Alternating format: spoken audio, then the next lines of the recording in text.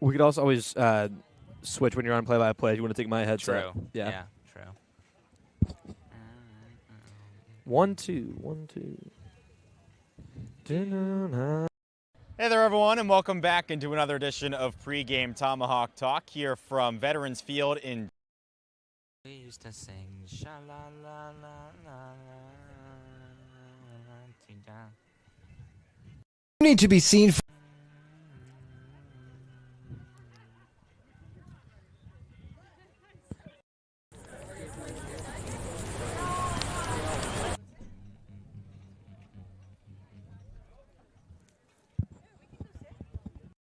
Here at the Mass State Lottery, we're known for our monster wins.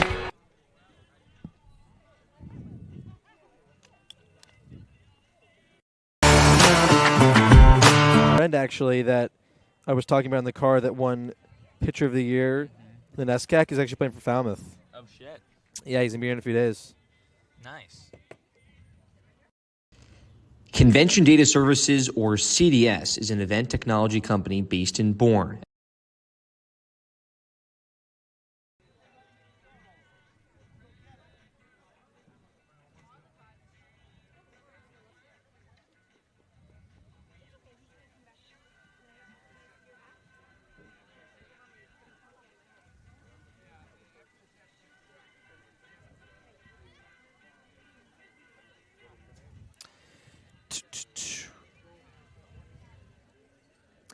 Monday Night Baseball here from Veterans Field, the home of the Chatham Anglers, as it's Game 3 of the Cape Cod League season.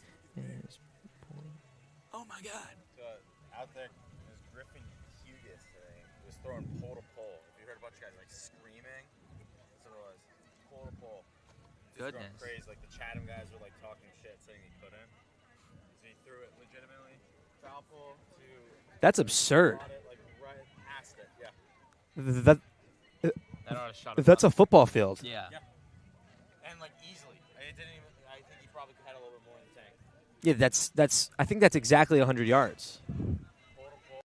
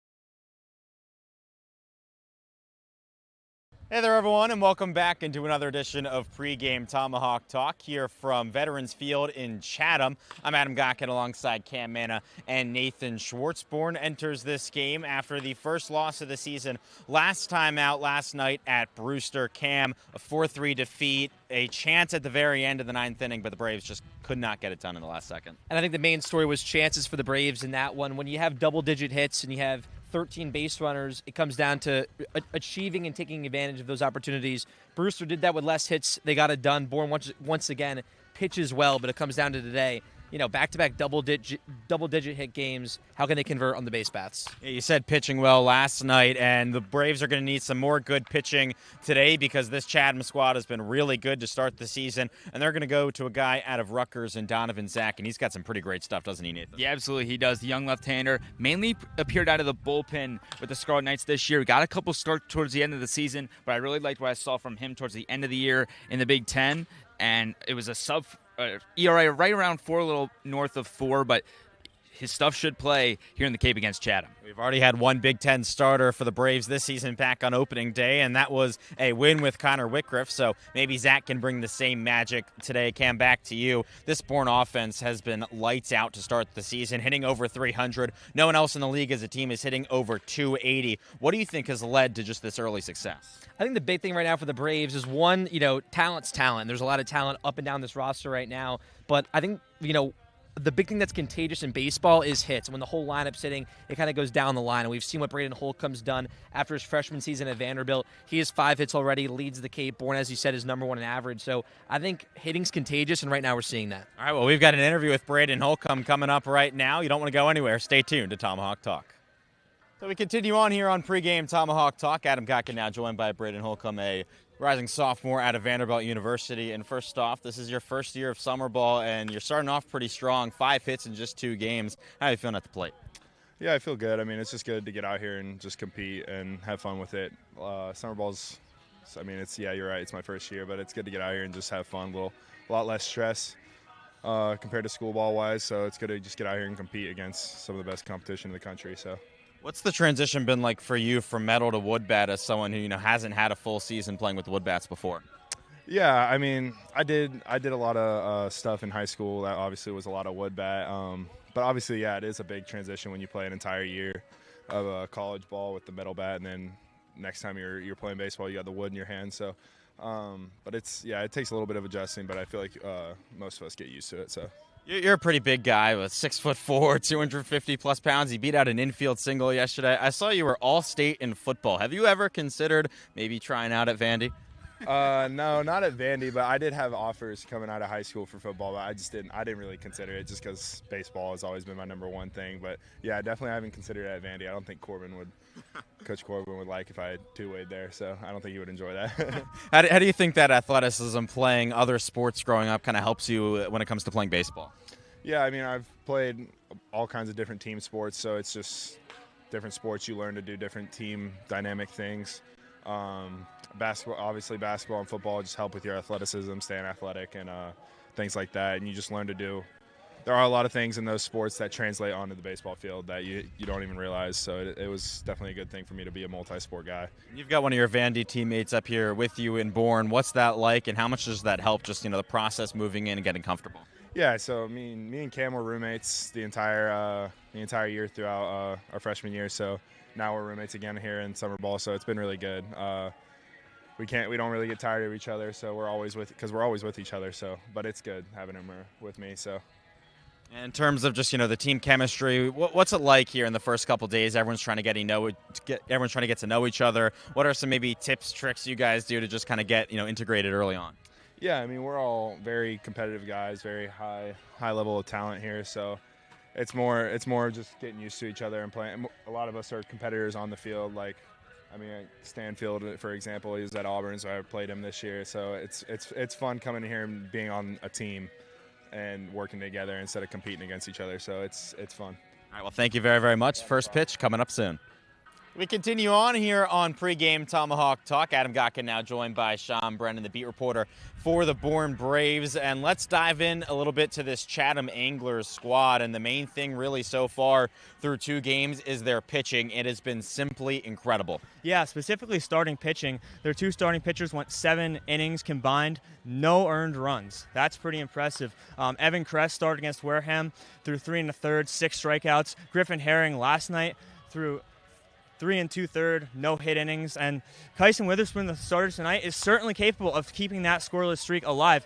He has a 3.79 ERA and an 86 strikeouts for Oklahoma, one of their better pitchers this year. So it should be interesting. We saw good pitching last night at Brewster. I think we're in for another dose of good pitching tonight. Yeah, I mean, Herring was unbelievable last night. No hit innings to start things off. He was second team All-SEC at LSU, and now they got a guy from Oklahoma who's one of the top arms in the Big 12 this past year. And it's not just the pitching on Chatham that's really good, but their bats have been one of the best teams in the league so far this season, but right up there with Bourne, who's been pretty good as well. Yeah, pretty good is a little bit of an understatement. Bourne is top of the league in average slugging, on-base percentage, and OPS. Now, Chatham is top 4 in all of those. Their pitching is also solid, top 3 in ERA and strikeouts. So some of the top dogs in the Cape going against each other tonight. And speaking of top dogs, Braden Holcomb for the Braves has 5 hits leading the league.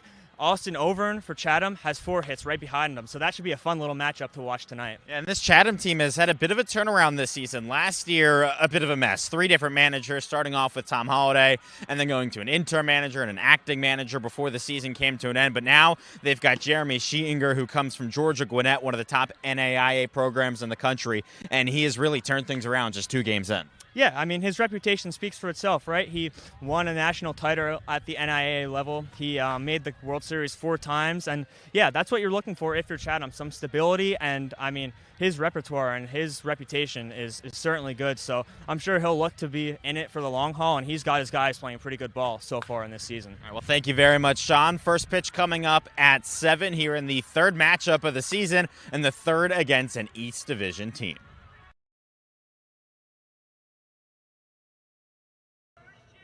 Monday Night Baseball from the beautiful Veterans Field for game number 3 of the Cape League season as the Bourne Braves take the long trip to Chatham to take on the Anglers. Good evening, everybody. We welcome you in to the radio broadcast for the Bourne Braves alongside Nathan Schwartz, Adam Gotkin. You'll hear from him in just a bit. I'm Cam Manna with you. Thanks so much for joining us. And Bourne and Chatham, they'll play 4 times this summer, game number 1 of that 4-game set. The Braves will start there, Nathan. Come off a loss last night. We talked about it on the pregame show. You have double-digit hits. You strike out 15 times. You strand 13 runners. Not a recipe always for success. Absolutely not. And the really thing that stuck with me was the situational hitting. 3 for 14 with runners in scoring position yesterday for the Bravos after a 7 for 15 performance in the season opener on Saturday against Orleans. And we've said it ad nauseum, it feels like, over the first 2 days. This offense is ready to play. The talent is there. The pitching has been there as well. Just yesterday, nothing seemed to be clicking at the plate. Braden Holcomb, 5 hits so far this season, top of the Cape League. He'll play right field tonight for the Braves. But we look at the Chatham side. Jeremy Sheetinger, their first-year manager so far. What we've seen from Chatham in the first 2 games, they've played hard, and a big thing he talks about, humble and hungry, wants to teach them as pros. And Chatham, one of those kind of pro-S teams, they're kind of built like that here on the Cape. Absolutely. So much talent throughout this lineup and even on the bench, 1 through 9 for the Anglers. And the start of their season's been really interesting. A Mercy Rule win in the opener and then a 2-1 loss here at Veterans Field yesterday to Yarmouth Dennis. So we'll see which Angler team we see in Game 3. And Bourne will give the ball to Donovan Zach. The Rutgers redshirt sophomore will get the start here in Bourne's 3rd game of the season. Nathan, what can we expect from Zach in this one?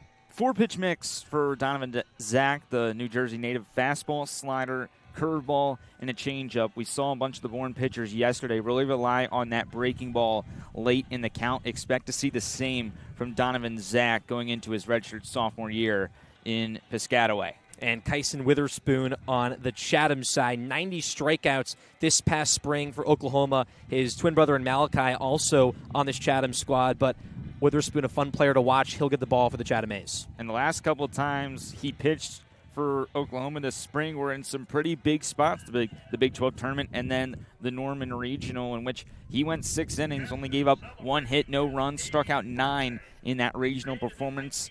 And I'm excited to see what he can do in his first appearance here on the Cape. A beautiful night, a June type of windy night here from Chatham as the Braves and the Anglers get set for first pitch in about 5 minutes. But we'll take a short break here on the Bourne Braves Broadcast Network. Coming up, it's Bourne and Chatham here from Veterans Field.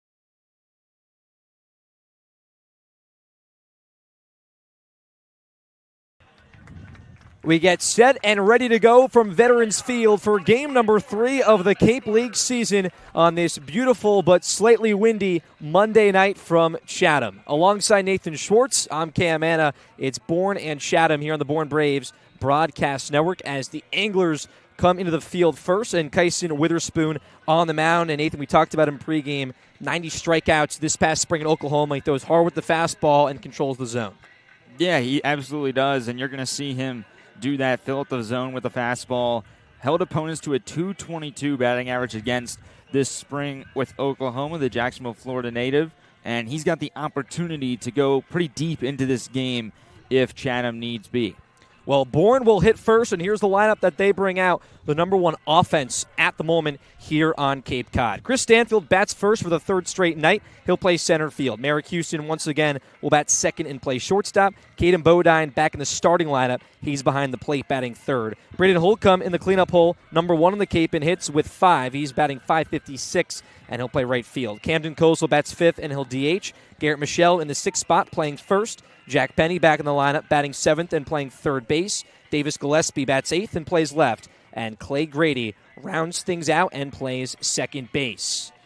Chatham in their pinstripe white home uniforms with the blue lettering and the blue caps. And Bourne comes with the road blues with the red lettering and striping. They'll go with the gray pants and the gray hats. And Bourne, too, we talked about it quickly. Their offense last night, back-to-back double-digit hit games. How does this team now get back to that game 1 where they converted with runners in scoring position? You just have to keep moving the chain. And what Isaiah Jackson said after that win on Saturday is hitting is contagious. Once one guy gets a barrel, the next guy gets a barrel, and then it kind of just tumbles like a domino effect. And I think that's what we need to see. We saw it in spurts, but we never saw that domino keep going. It always just stopped after a couple of hits or a couple of base runners. You had that successful 2nd inning where you got 2 runs via the RBI single from Gravelant and the walk. You have to make Chatham make the play in the field as well if you want to have success here tonight. Well, Bourne last night struck out 15 times, stranded 13 runners on base. They look for that to change here from Chatham. As the Anglers come in 1-1, they took their Game 1 victory via the mercy rule against Wareham that came on Saturday, and last night lost their home opener against YD by a score of 2-1. So Chris Stanfield takes the walk from the first base dugout into the righty's batter's box as Kyson Witherspoon, the righty on the mound, at 6 foot 205, just finished off his freshman season at Oklahoma. Packed house here from Veterans Field, one of the best venues for Cape League baseball. 68 degrees before first pitch, 16-mile-per-hour winds from Veterans Field. Witherspoon set. He'll start from the windup. And Chris Stanfield in the box. And we are underway from Veterans Field, Game 3 of the Cape League season, and it's a ball inside. First pitch at 7:03. Stanfield 3 for 9 so far, has a stolen base. Makes his 3rd start in the 1 spot in the Braves order. Witherspoon, the high leg kick. Here's the 1-0 pitch. Fastball at the knees. Called strike. Stanfield also a returner to this Bourne squad. Played 9 games for the Braves last summer, batting .319. Witherspoon sets. Here's the 1-1. Stanfield, a line drive. It rolls down the line and into left field. Stanfield, a big turn at first base. He'll take that long turn and get the stop sign for a leadoff single. Stanfield's 4th hit of this season, and the speedster gets in the bags. And it's been a sneaky 4 hits so far for Chris Stanfield. Had the one on opening night, and yesterday put together a really good couple of at-bats, worked the count a lot of the time, and then was able to get one infield single and then shoot one into right center. And right off the bat here, 3rd pitch, and Bourne's got a runner on first base. Brings up Merrick Houston, 2nd righty in this Braves order, playing shortstop here tonight for the Bravos. From the stretch is Witherspoon. First pitch fastball in there for a strike. We'll look at the Chatham defense. From left to right in the outfield, John Bay in left, Austin O'Verne anchors in center, and Will Gasparino in right. And 3rd to 1st in the infield, Landon Stripling at the hot corner, Iva Arquette at short, Kyle Lodise at 2nd, and Luke Cantwell at first base. Here's the 0-1, Stanfield going. Here's Ike Irish, the catcher. We just called his name. And Stanfield slides in safely. Ike Irish, that battery with Witherspoon, and Stanfield picks up his 2nd stolen base of the summer for the number 1 team in stolen bases so far here in 2024. 5 on opening night, only one last night. That came from Stanfield, and that's how this Bourne team is going to build its identity. Stealing bases, getting that extra bag, working counts deep, and moving those runners station to station, as we talked about a couple minutes ago. 1-1 count here to Merrick Houston. Witherspoon a look at second at Stanfield. The delivery. Fastball below the knees, 2-1. 95 miles per hour on that last pitch from Witherspoon. 8-3 this spring, a 3.71 ERA. 11 starts, also came out of the bullpen a handful of times as well. The outfield in normal depth, middle infield just pinched over. Second baseman in Lodice guarding with Stanfield. 2-1 poked out foul towards the right field bullpen, and it's even at 2-2. Houston had his first start and first game last night against Brewster in the Bourne 4-3 loss. Went 1 for 4, but did reach base 3 times. Houston chokes up back of the righty's batter's box. Witherspoon sets, glove at his chest. 2-2, Houston in and out swing, down the line and right. It's in there for a base hit. Stanfield gets the weight from Landers. Here's a throw from Gasparino, cut off to the plate, and Stanfield is gunned. Luke Cantwell had the cutoff at first, and a beautiful relay throw exactly how you draw it up, and Stanfield gunned at home plate. Houston does get the single, but Bourne gets the run taken off the board. That's a tough send right there for Coach Landers, because going off of last night when Bourne struggled to get that runner home from third base, when you have the opportunity to do so early in this game and grab an early lead with a guy like Stanfield at second base with that speed, you have to try it in that spot, but a great relay by Chatham. Here's the switch hitting Bodine, batting left here, the Coastal Carolina catcher. First pitch, fastball at 96 outside. What a throw from Gasparino right at Cantwell, and a quick relay throw. Stanfield has speed. You trust in that spot. Got a weird jump off of second base. As there's a pick over to first, Houston just back safely. That ball, too, was hit softly enough so where you think, does Gasparino get there in time? A bang-bang play, and Stanfield just gunned out. Here's the pitch to Bodine. Another fastball from Witherspoon. That one's off the plate. Second start for Bodine in his third game. Batted .328 this spring at Coastal Carolina. He's in a 1-1 count with a 1 away. 2 hits so far for Bourne, and no score here in the top of the first. Houston, that 2-step lead, back to the plate to Bodine. Fastball off the plate and at the shins. We saw Gravelin last night at the catcher position. He had an RBI.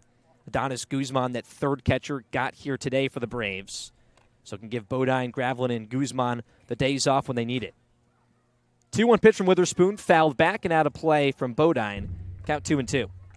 And all three of the guys that could fit in at this catcher's position, all uber talented. You could also see Gravelin potentially play first base if need be, time to time, if his bat is hot enough to stay in the lineup. 3 very solid catchers coming off solid springs overall. Guzman transferred to Arizona. He's a Bourne Brave returner. 2-2 with 1 away.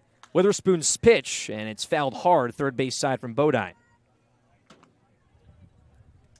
And Bodine's 71 RBIs. That was 5th in the Sun Belt this past spring. A switch-hitting catcher just finished up his sophomore season. The sky's kind of the limit for number 45 and what he can do in the coming years towards the MLB draft. 2-2, 1 away as Witherspoon picks back over to Houston at first, and he slides back safely.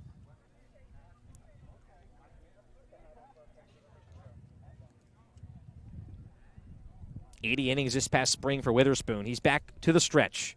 2-2 above the letters at 89, and Bodine now in a full count.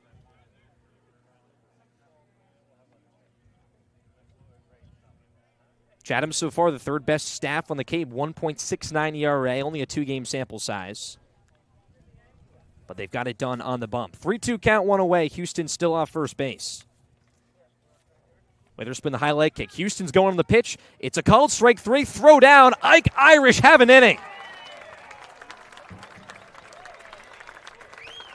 So Irish, first guy he throws down to, close play, bang, bang. And this time bounces back and had the tag earlier to Stanfield, and that ends the inning. So Bourne has a few base runners on the bags and 2 hits, but no runs to show for. And after a half inning here from Veterans Field, Bourne not on the board. First looks at Donovan Zach and the Chatham lineup coming up next on the Bourne Braves Baseball Network.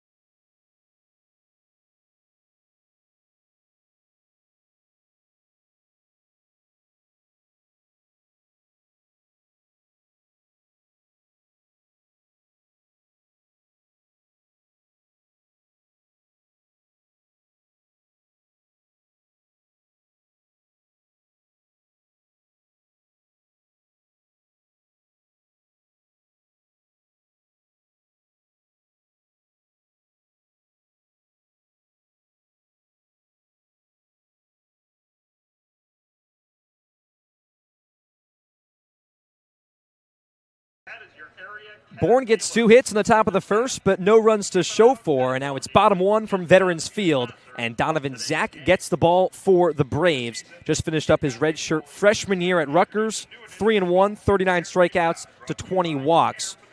What's the big thing here to expect, Nathan, for Donovan Zach? Somebody that didn't get a whole lot of starts throughout the spring season with the Scarlet Knights. Only 4 of them, and a lot of those came towards the back end of Rutgers' season as the Scarlet Knights were well out of contention to play in the postseason. So I'm interested to see how long Zach is able to go in this one. The leash could be longer than 3 innings. We saw Whitgriff go 5 for the start for Bourne in Game 1. Wyatt Parliament, yesterday's starter, goes 3. I think if Zach is able to give you 4, the rest of the available bullpen members should get you through the remaining 5.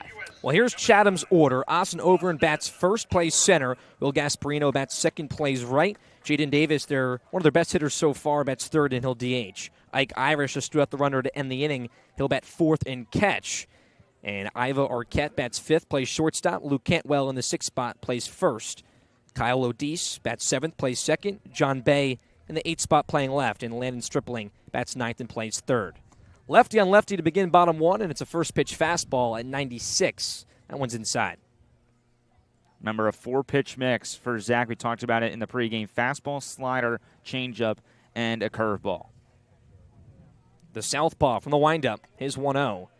Fastball in the attic. And Austin Overn out of USC. 4 for 9 so far. He's second on the Cape in hits. 2 doubles and has only struck out twice in those 9 ABs.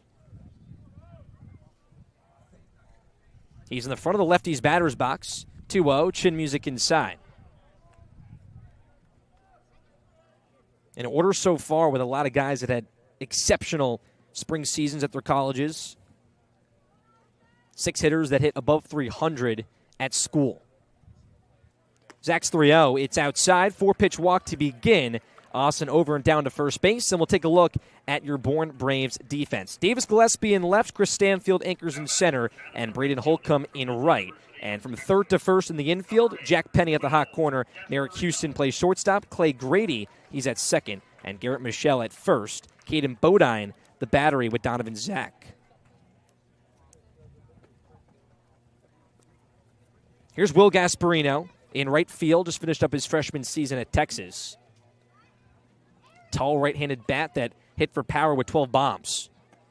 First pitch from Zach, once again, off the mark and upstairs.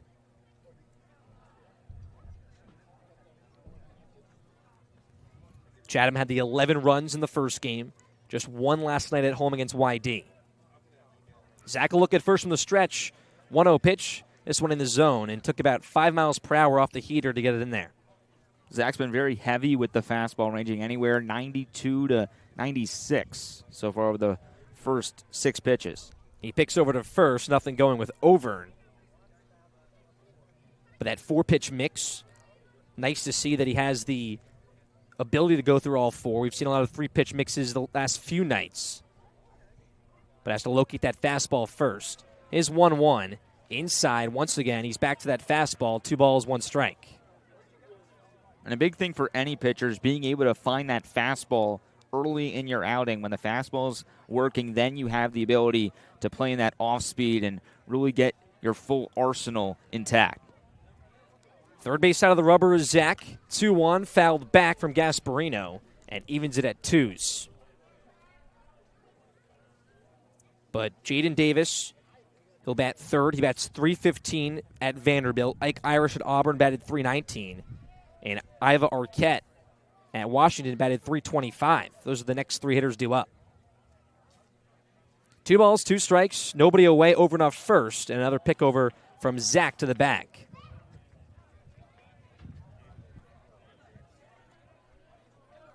That wind has cooled off just a little bit here from Veterans Field. Latest start on the Cape, 7 p.m. Zach sets. Overn's going in the 2-2. This one's knobbed foul, first base side. So both teams early on try to go with the aggressive stolen bases. Yeah, it's hard to tell if that was a call and hit and run, because with the 2 strikes, of course, the hitter, anything close, you got to be slapping the ball the other way. But with the way that swing was for Gasparino, it looked like he was trying to push it through that big hole between the runner at first and Over, and Michelle holding him at first, with Grady playing much closer to the second base bag. Over not going this time. Here's the 2-2, swing and a miss. 95 back to the fastball from Zach, and there's one away. And it's pretty clear that's the goal for Zach in this first inning, is to establish that heater. He's been mixing it in low, high, left, right, inside, outside, really trying to change the eye level and swing patterns for these first 2 very dangerous Chatham hitters. Has the high socks as well. A nice little touch there from Zach on the bump. Here's Jaden Davis, another righty in the order for Chatham. First pitch, back to the fastball. We've seen it once again. This one just inside, 1-0. Are you a fan of the high socks for pitchers, Nathan? I love stirrups. Yeah. Love stirrups. It's a great look. It makes you faster, too, is what I heard. 1-0. Inside once again. And now 2-0 here to Davis, who's 1 for 8 so far in his first 2 games, does have 3 RBIs. Not only that, he's rocking the 3/4 sleeves with the red underneath the navy jersey. It's a beautiful look on the mound right now for Zach.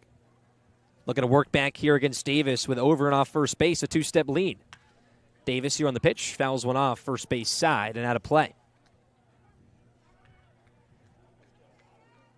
And Zach's on a groove right now, too, wasting no time in between pitches, getting right back into that stretch. And he's got a good feel for both the runners at first base and what he's trying to accomplish at the plate. Middle infield pinching, Michelle holding on Overn. 2 balls, 1 strike, 1 away. Another pick over. And Overn standing back at the bag. No score here early on from Chatham. Bottom 1 between the Braves and the Anglers. 4 matchups this season between the East and West foes. Here's 2-1 pitch. Going is over, and Bodine couldn't get it on the transfer, and he'll slide in safely. Fastball was upstairs with a 3-1 count, and Bodine got up, but the transfer just slowed down his release, and Over and in there easily. And it looked like Over almost double-clutched running with that leg kick from the southpaw Zach. You always have the chance as a runner to get picked off with that move, but Over and able to get around the bobble from Bodine and put a runner in scoring position. 3-1 count here to Davis. This one low in the dirt. The block from Bodine, but Davis to first base. And first and second for the Anglers with 1 out. And here's Ike Irish. Long ABs so far, 2 walks and a strikeout for Zach. And Ike Irish, the lefty, steps in. Played for Brewster last summer here on the Cape. 2 for 7 so far in 2 games with 3 RBIs. Lefty on lefty in favor of Zach. Middle infield pinching.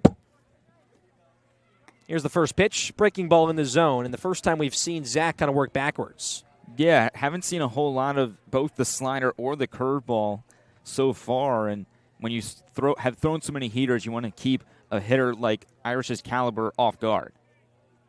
Zach's 0-1. Big hack and a big miss from Irish, and quickly 0-2. And the first time that Zach has been this ahead in the count. Like what he did there, looping breaking ball, first pitch 0-0, and then on the 0-1, challenges Irish with a fastball right at the letters. And now he's got any pitch of his 4 at his disposal, and I wouldn't be surprised to see him go with something low in the dirt. Well, here's the 0-2. Elevated fastball, swing and a miss. So 2 punch outs for 2 outs for Donovan Zach, and with first and second, There's 2 away as Iva Arquette comes to the dish. Well, what do I know? I say something low in the dirt, and he goes right back to that high heat. And like I said earlier, Zach's got that feel for that pitch. Why not go to it as your put away? And he saw Irish swing at that fastball the pitch before, so goes right back to it and fools him. Arquette, the righty, back of the box, bat on his shoulder. First pitch, fastball inside and gets past Bodine off his glove. So over into third base, Davis to second, and second and third with 2 outs. But Chatham now a prime chance to take a bottom 1 lead. Arquette 3 for 7 in his 2 games with 2 RBIs. And does not happen often there for Bodine. One of the best defensive catchers you'll see on the Cape, just off the glove on the inner part of the plate. No hits so far for Chatham on this inning. A stolen base, 2 walks, gets them second and third.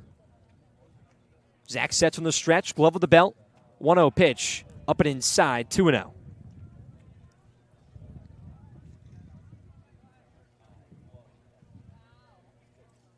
Zach's final 2 appearances of the season for Rutgers, both were stellar, so he brings some momentum in after 6 inning starts. His 2-0, it's a heater at the knees on the inner half at 93. Versus Penn State and Ohio State, just 1 earned run and 10 strikeouts combined. Looking to work back here, 2-1 count, 2 away. Zach's pitch, swing and a miss, back to the elevated fastball, it's 2-2.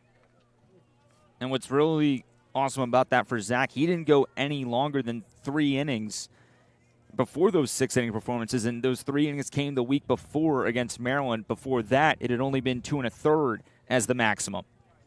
Looking to get out of this, 2-2, 2 away, and if it's not broke, you don't got to fix it. Back to the elevated fastball, 3 strikeouts and 3 outs for Donovan Zach, and puts down Chatham. No hits, no runs for the Anglers, and after 1 from Veterans Field, Bourne nothing, Chatham nothing, here on the Bourne Braves Baseball Network.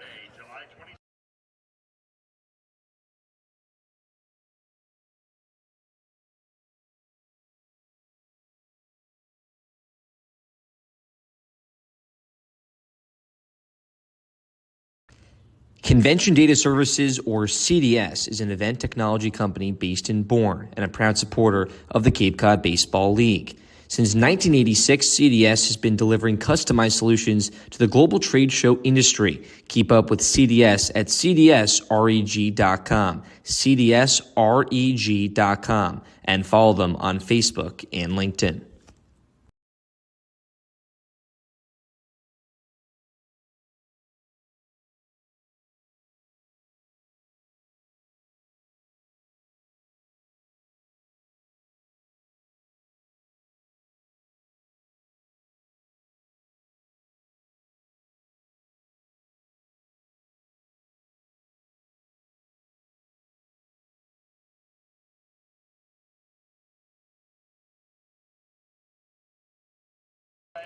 Three strikeouts for Donovan Zach in the bottom of the first stops the threat for the Anglers, and we head to the top of the second here from Veterans Field. Alongside Nathan Schwartz, you'll hear from Adam Gotkin in just a little bit. I'm Cam Manna. Game number 3 of the Cape League season as Bourne takes another East Division road trip here against Chatham. They'll have 4, 5, 6 in their order. Braden Holcomb, Camden Kozel, the Vandy boys, and then Garrett Michelle due up against Kyson Witherspoon.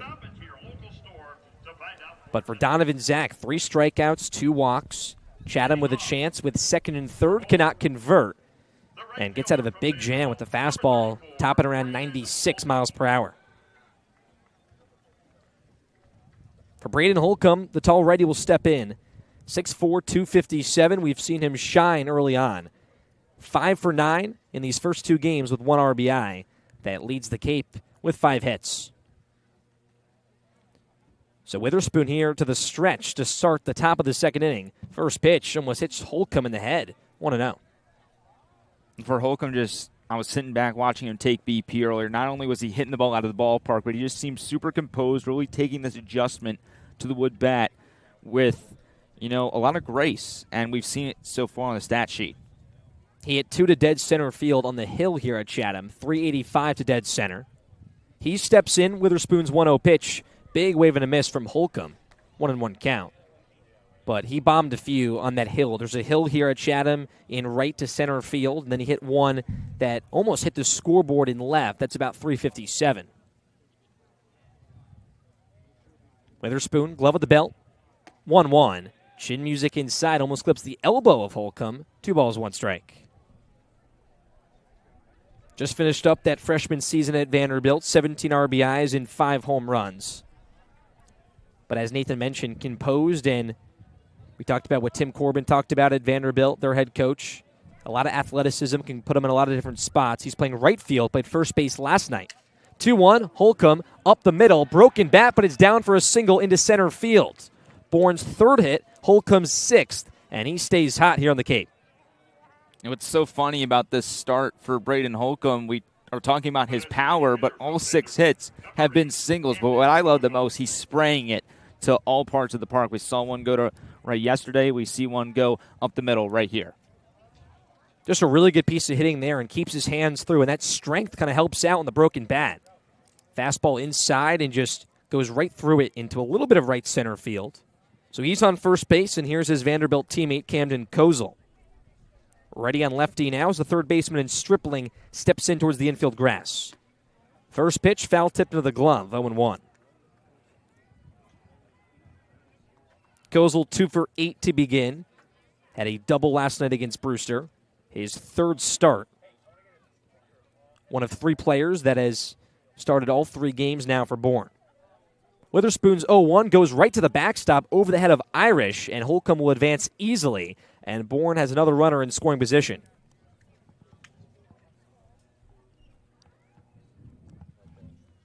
Seems like there for Witherspoon, the fastball just got away from him, and Irish, nothing he can really do about it. Yeah, we've seen the defensive display already from Irish with the thrown-out runner at second base in Houston. 6'2", though, is Irish behind the plate. Just that one was way up and out. No chance Irish was going to be able to get there in time. 1-1 count. Holcomb off second. Kozel an RBI chance. Witherspoon's pitch. This one fouled out of play. But 96-95 is where the radiant of Oklahoma has been. His twin and Malachi, 14 minutes apart. They have never not played together. And we've seen Witherspoon transfer. They played high school ball together, now both here with Chatham. They have not separated pretty much since birth. It's been about 14 minutes. As there's a pick over there from Witherspoon, and Holcomb standing on second. Malachi got the first appearance out of the Witherspoon brothers for Chatham on Saturday in the opener against Wareham, going 2 innings, giving up only 1 earned run on 1 hit, 3 walks, and 2 strikeouts. Holcomb a big lead. Pick over once again. They may have got him, but it's a low throw from Witherspoon that might have hit Holcomb. And it looks like it did hit Holcomb. Rolls around a little bit on the dirt. And he'll get up gingerly here and walk around the second base bag. But if that was a better throw, Holcomb looked like he was in dead water. Yeah, that's the danger of trying to get a secondary lead. You do a little dance and you take your hop.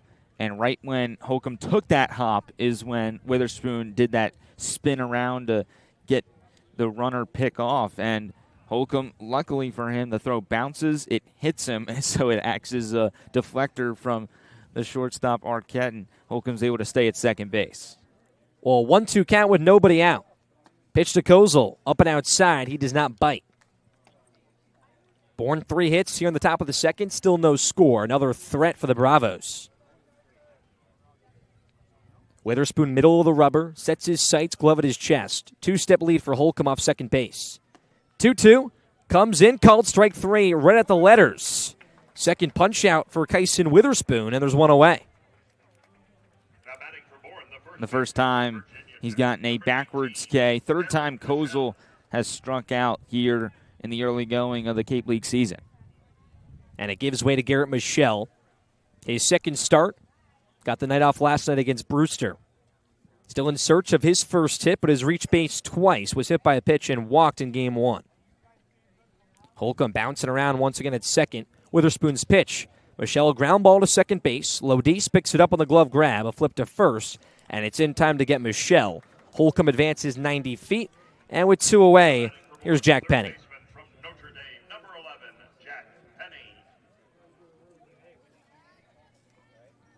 Michelle there just a little bit out in front and rolls over to second base. Holcomb, though, 90 feet away, and Penny an RBI chance. Also got the night off last night, went 1 for 3 against Orleans.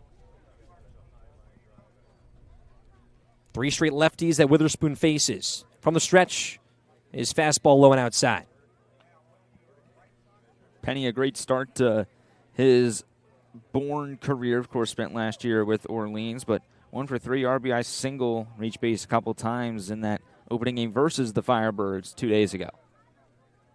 He stands at the back of the lefty's batter's box. 1-0. Called strike. Penny doesn't love it. Just paints the outside corner. But another chance here for Bourne. You get 2 base runners on in the first. You have 1 here. We talked about they stranded 13 runners last night on 15 strikeouts. They did have double-digit hits. Looking to change that here. Already with 3 in the top of the second. 1-1 to Penny. Elevated fastball. Can't touch it. 1-2. So a chance here for Witherspoon to get out of the inning. Donovan Zach got out of a jam for Bourne, and Kyson looking to do the same for Chatham. He leans in, stands tall. Here's the 1-2 to Penny.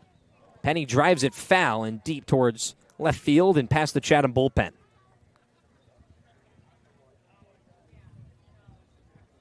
'29th pitch coming up here for Witherspoon. Looking to finish his second inning of work and his first start here on the Cape. Holcomb off third base. Here's the 1-2 once again to Penny. Penny bloops it left field into left center. Over and comes in, and he'll make the catch, calling off the left fielder in Bay, and that will end the inning. So Bourne gets 1 hit. They strand 1 on no runs. And after 1.5 here from Veterans Field, the Bravos and the Anglers, no score. Keystone Place at Buzzards Bay, Bourne's premier senior living community, conventionally located adjacent to the Cape Cod Canal. Visit us at Keystone Place at buzzardsbay.com.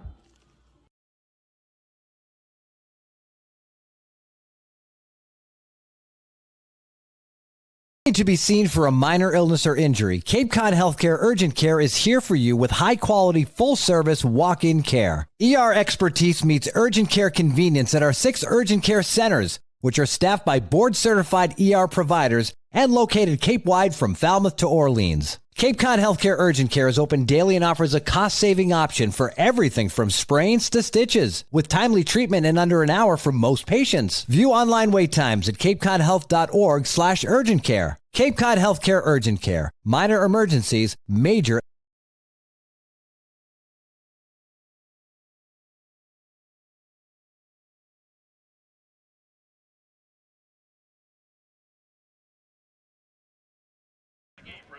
Bourne strands 1 once again, so we head to the bottom of the second here from Veterans Field on the Bourne Braves Baseball Network. Alongside Nathan Schwartz, I'm Cam Manna. We'll hear from Adam Gotkin in just a little bit, but happy Monday. Thanks for joining us here from Chatham on a pretty nice, little bit chilly Monday night.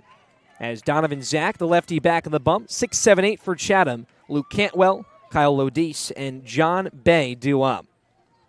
And a lefty on lefty begin here with Cantwell in the front of the box. Zach from the windup. First pitch fastball at 94 is up and outside. First time we're seeing Cantwell in a starting role this summer for Chatham. Batted .333 at Pitt this past spring. Looks at a fastball here for a strike on the outer half.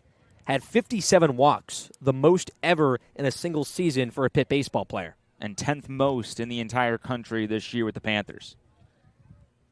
Zach from the windup. Glove over his head. Fires the 1-1. Comes inside. Buckled up Canwell, but it's a ball. Zach in that first inning, 2 walks, but 3 punch-outs, all via the swing. And they were all elevated fastballs. His 2-1 offering goes to the elevated fastball. It's a called strike at the A's letter on the pinstripe jerseys for Chatham. Normal depth for the Bourne defense. Zach sets up. 2-2. Goes back to that heater. And holding off there is Cantwell, so Chatham adjusts.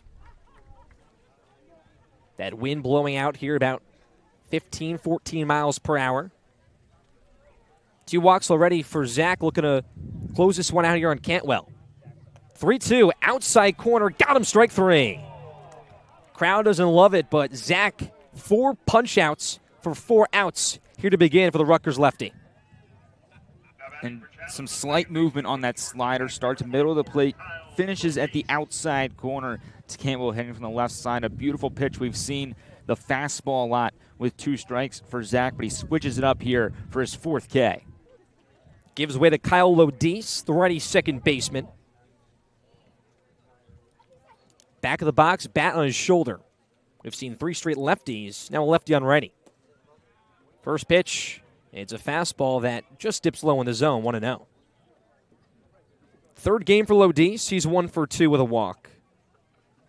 His cousin is Alex Lodise, plays for the Florida Gators. 1-0, swing and a miss, he goes down to a knee. But he hit .369 at Georgia Tech this past spring. 14 bombs, 43 walks. Zach fires on the 1-1 pitch. It's clipped back, out of play. So back-to-back hitters here for Chatham that love to walk, have good eyes at the plate.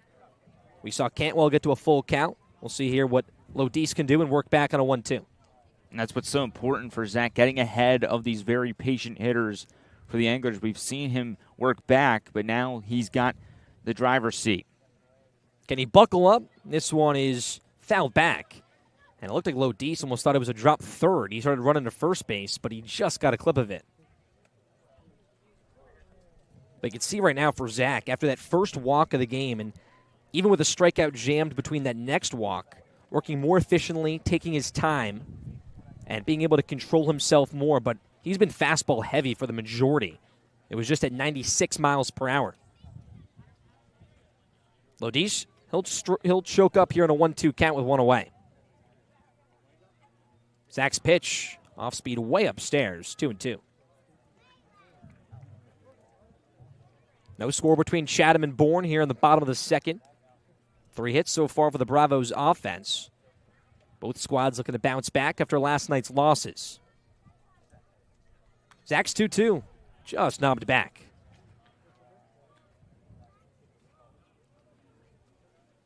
And then John Bay on deck. Redshirt senior at Austin P. But a Chatham order that has also been top 3 on the Cape in offense. Bourne number 1 so far. Obviously early, just game number 3 of 40. Zach once again, 2-2 pitch, goes to the backstop on that fastball. And back-to-back 3-2 counts as he gets set to throw his 37th pitch here early on. And that could be something to monitor going down the line. Witherspoon on the other side at 30 pitches through 2 innings. Zach now 37th pitch coming up in an inning and a third. His 3-2 wants to go to that bread and butter fastball, but it's off the mark and outside. His third walk, Lodise down to first base, and here's John Bay with 1 away. What a funky mix so far for Donovan Zach. 3 walks, 4 strikeouts.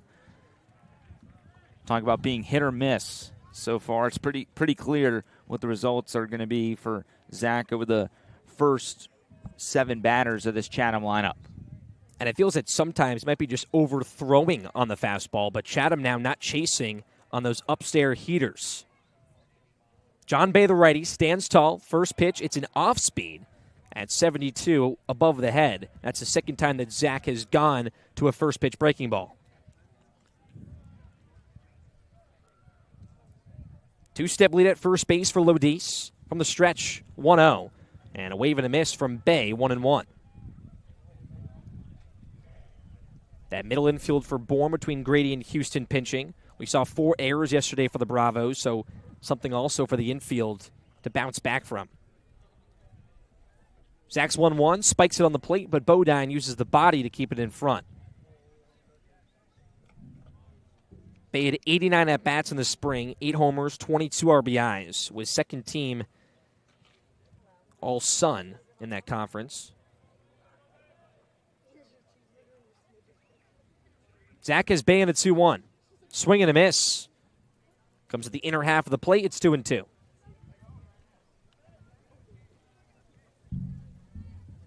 The Chatham offense here looking to get in a little bit of a groove. They've had the runners on base, stranded 2 in the first. Lodise still off first base, 2 balls, 2 strikes, 1 away. Lodice is going. Zach's pitch fouled back and out of play behind home plate. It's a couple times tonight now where a 2-strike count, and Chatham has tried to pull off a hit-and-run situation, hit behind the runner and have the runner go from first to third. Both have been foul balls with the 2 strikes. And we saw it before in just a foul ball to that right side. We felt like it was more of a hit and run. So Zach again sets up his 4 strikeouts on 4 outs. 2-2, swing and a miss, make it 5. Donovan Zach, it's been the strikeout or the walk here to begin. He has 2 away here in bottom 2. I'll tell you what, that fastball is one of the better put-away fastballs that I've seen all spring and all summer long to start so far. Short sample size here in the summer, but he's not afraid to go to that fastball down the middle of the plate. He knows he has the ability to pump it by you, and he's done it 5 times so far here with the first 2 innings. He'll pick over to first. Nothing going with Lodice as the lefty Landon Stripling steps in. But his fastball has been his put-out pitch. It's also been his pitch to just get over the plate. It's been fastball, fastball, fastball. We've seen the slider work here and there.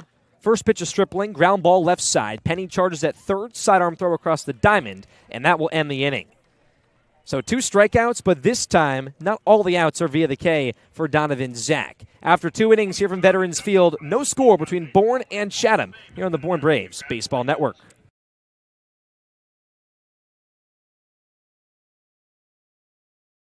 Marty Chevrolet, your dealer for the people, proudly supports the Bourne Braves baseball team. See all our cars and trucks at martychevrolet.com and go Braves.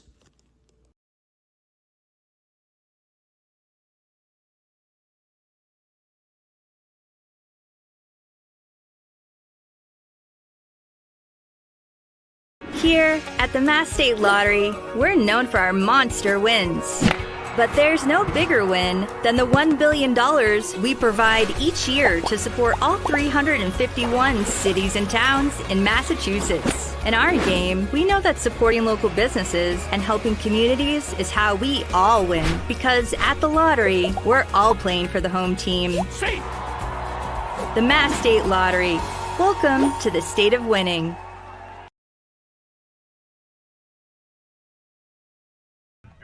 We got Cape League Baseball here from Veterans Field. Top 3 coming up, but we're joined by our sideline reporter, Adam Gotkin. He has some Major League Baseball scores. His Nationals aren't playing, but some other games around the league. Yeah, not the busiest day in the major leagues today, but we've got a bunch of games going on. The Red Sox, the local squad at the top of the second, lead the Blue Jays 2-0. Tyler O'Neill and Rafael Devers with back-to-back homers. The Reds at the Pirates, end of the second, 3-1 Pittsburgh. Paul Skeens has the start today for Pittsburgh. Padres at the Phillies. That's in the top of the 4th inning. 2-0 Phils, but already 7 hits for Philadelphia. Giants at the Cubs. That starts at 8. Javier Assad, a first-year starter who's been dominating this year, gets the start for Chicago. And the Mets at the Rangers starts at 7:30. The Mets 5-0 since Grimace threw out the first pitch. And the Mets 33-37, but a game and a half back from a wild card spot. Unbelievable. It's crazy right now in Major League Baseball. Crazy, Adam. Thanks so much. Top of the 30 from Veterans Field. It's 8-9-1 for the Braves. Davis Gillespie, Clay Grady, and Chris Stanfield due up against Kyson Witherspoon. Ready and ready to start as Witherspoon sets and fires. It's a fastball at the knees for a strike. How about Grimace? Yeah. A lot of interesting stuff going on in the majors. And all the hype with Paul Skeens as well. He played on the Cape for the Wareham Gatemen back in 2018. 0-1, Gillespie a drive, right center field towards the alley, and it's down for a base hit. Backhanded, but bobbled in right, so Gillespie takes the turn, throw into second, not in time. Gasparino couldn't pick it up. Gillespie, what a turn. And he gets into second base. His first extra base hit of the summer, and Bourne, their second leadoff base runner of the night. Bravos coming in, leading the Cape in a bunch of offensive categories, one of them being doubles with 4. They get their 5th right there with Gillespie. What a way to start this top of the 3rd inning. But now is where it's been the kryptonite for the Bravos. Can they get that runner across instead of leaving him stranded in scoring position? Stranded 13 runners last night. Here's the 9-hitter, Clay Grady, with Gillespie off second base. It's a righty on righty. First pitch Fastball called strike of the knees at 95. Grady started game 1 just 2 nights ago, had 3 stolen bases. That's the most for a Bravo on opening night since 2010. Batted .335 this past spring at Virginia Tech. Witherspoon a look at second base. The highlight kick the 0-1. Grady shows bunt, can't put it down, but he did show, says the home plate umpire, behind the plate in Ron Starsiak. And at first base, Matt Newman and Jeff Merzel at third.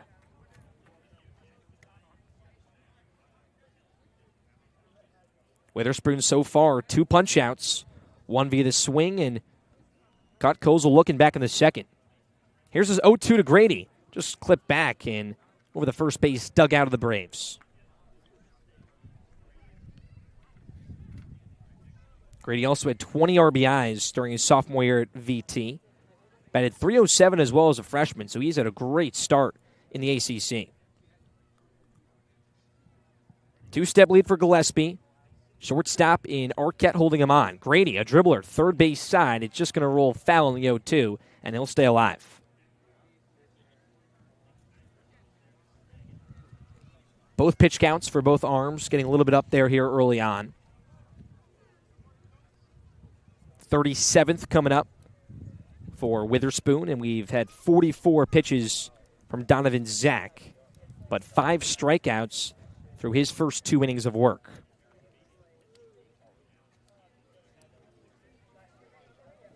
Similar start to a game that we saw between Bourne and Orleans in the first few innings. Slow with the pitching until the Bravos had a 6th spot in the 4th in their last victory 2 nights ago. Grady back in the box, steps up a little bit in front of it and chokes up. 0-2, and clips it back once again. Probably the 4th foul ball of the game to that exact spot by the bathrooms behind home plate. And just like we saw in Bourne 2 days ago, all the kids running after it. Nothing better than seeing that on a beautiful summer night. Be cool to get a video or a GoPro video of everyone sprinting after the ball. 0-2, Grady goes chasing, low and outside for out number 1, and the third punch out for Witherspoon, and it gives way to the top of the order in Chris Stanfield. Great 2-strike approach right there from Clay Grady. Kept fighting, fouled one off. Just a dribbler down the left side, found a couple the other way on the outside corner, but just couldn't get around on that slider down and out. Stanfield 1 for 1 so far, singled to lead off this game, stole a base, and then was thrown out at home on the 9-3-2 putout. Long look in here from Witherspoon. Gillespie still off second base with the leadoff double. Bourne looking for run number 1. First pitch to Stanfield, it's an off-speed low and inside.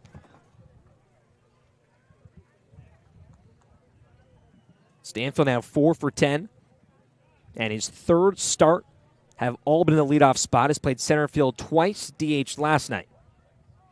Witherspoon, the highlight kick, 1-0. Back to the off-speed, a slider low and outside, but eclipses the zone, 1-1 count.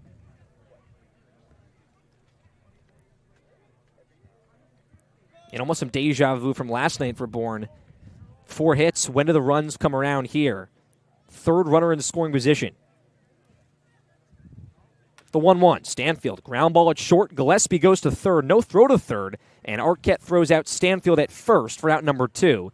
And now another runner 90 feet away for the Braves. What do they do with it with 2 away? Here's Merrick Houston.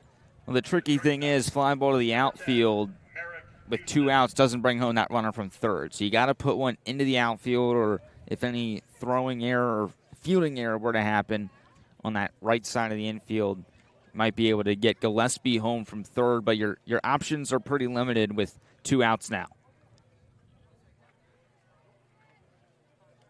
Here's the first pitch of the righty Merrick Houston. It's a called strike on the slider on the outer half. 0-1. Houston had that single in the first inning that would have scored Stanfield, but he was thrown out at home plate.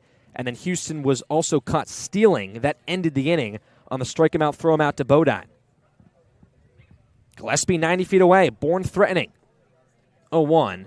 And this one's low in the dirt. Houston not biting.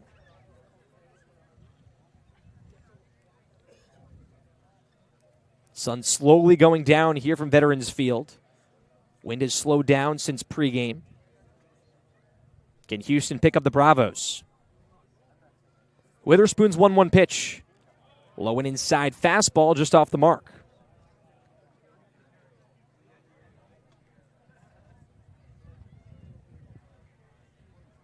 Second hit of the summer for Houston in that last AB. Both have gone to right field. He's had that in and out swing.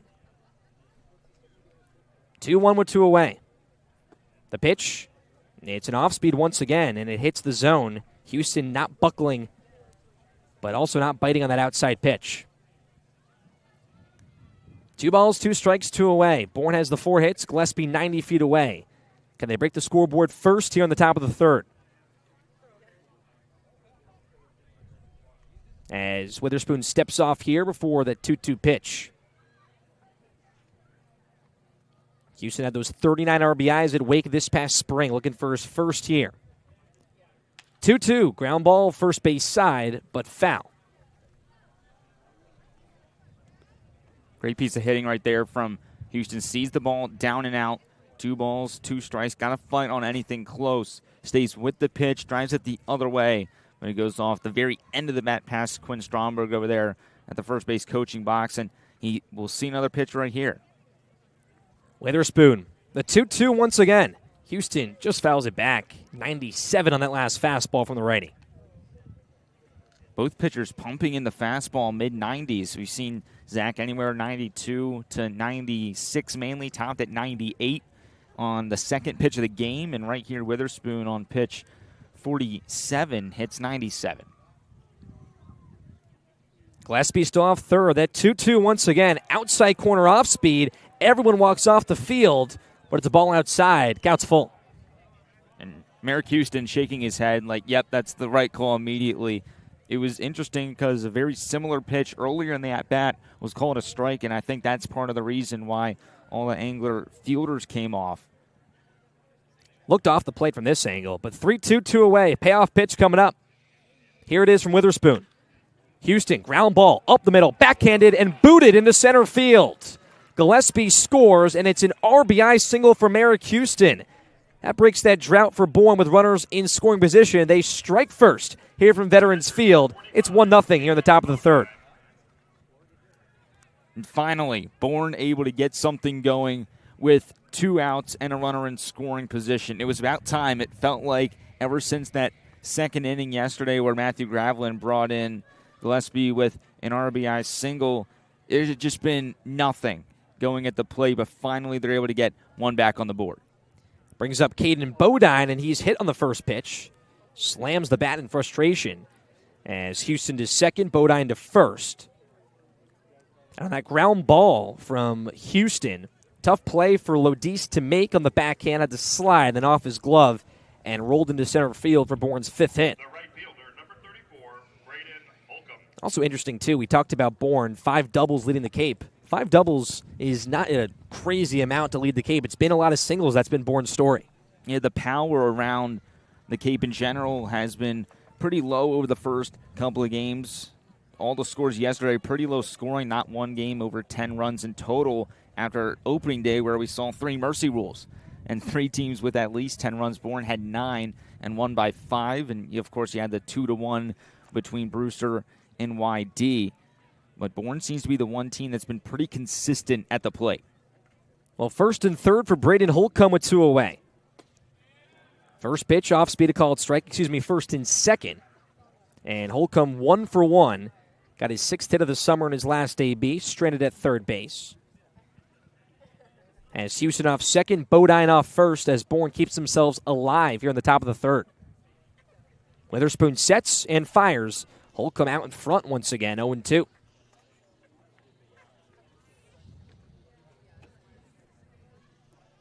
But the start for Holcomb after that freshman season at Vanderbilt has not wasted any time here on Cape Cod.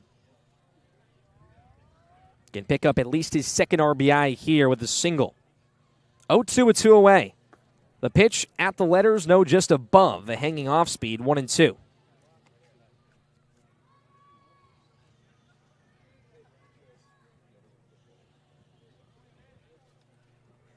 It was the RBI from Merrick Houston, and Bodine got to first base and the hit by pitch. But outside of that, Witherspoon has been solid in this. Looking to get out of the top of the third. 1-2, up and inside. Comes right near the dome of Holcomb, even at 2 apiece. Holcomb is so locked in at the plate right now, seeing the ball well, seeing each pitch well, and not being fooled by anything close at the zone. 2 runners on, 2-2, 2 away. Back to Holcomb, breaking ball tails outside, 3-2. Camden Colesville waits on deck. He's 0 for 1 with a strikeout. And Witherspoon resets here off the bum. 56th pitch of his outing coming up. He sets up first base side of the rubber. Payoff pitch, runners going. This pitch, a called strike 3, drop third strike. Ball is booted away a little bit from Irish, but he picks it up, throws to first, and that ends the top of the third. But Bourne gets 1 on the RBI single from Merrick Houston. And after 2.5, Bourne 1, Chatham nothing here on the Bourne Braves Baseball Network.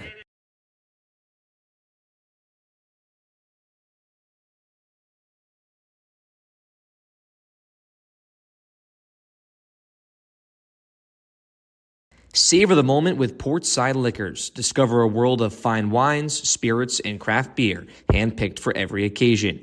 From rich reds to smooth spirits, elevate your experience with us. Unwind with excellence. Visit us today at Portside Liquors, 590A, MacArthur Boulevard, where every sip tells a story.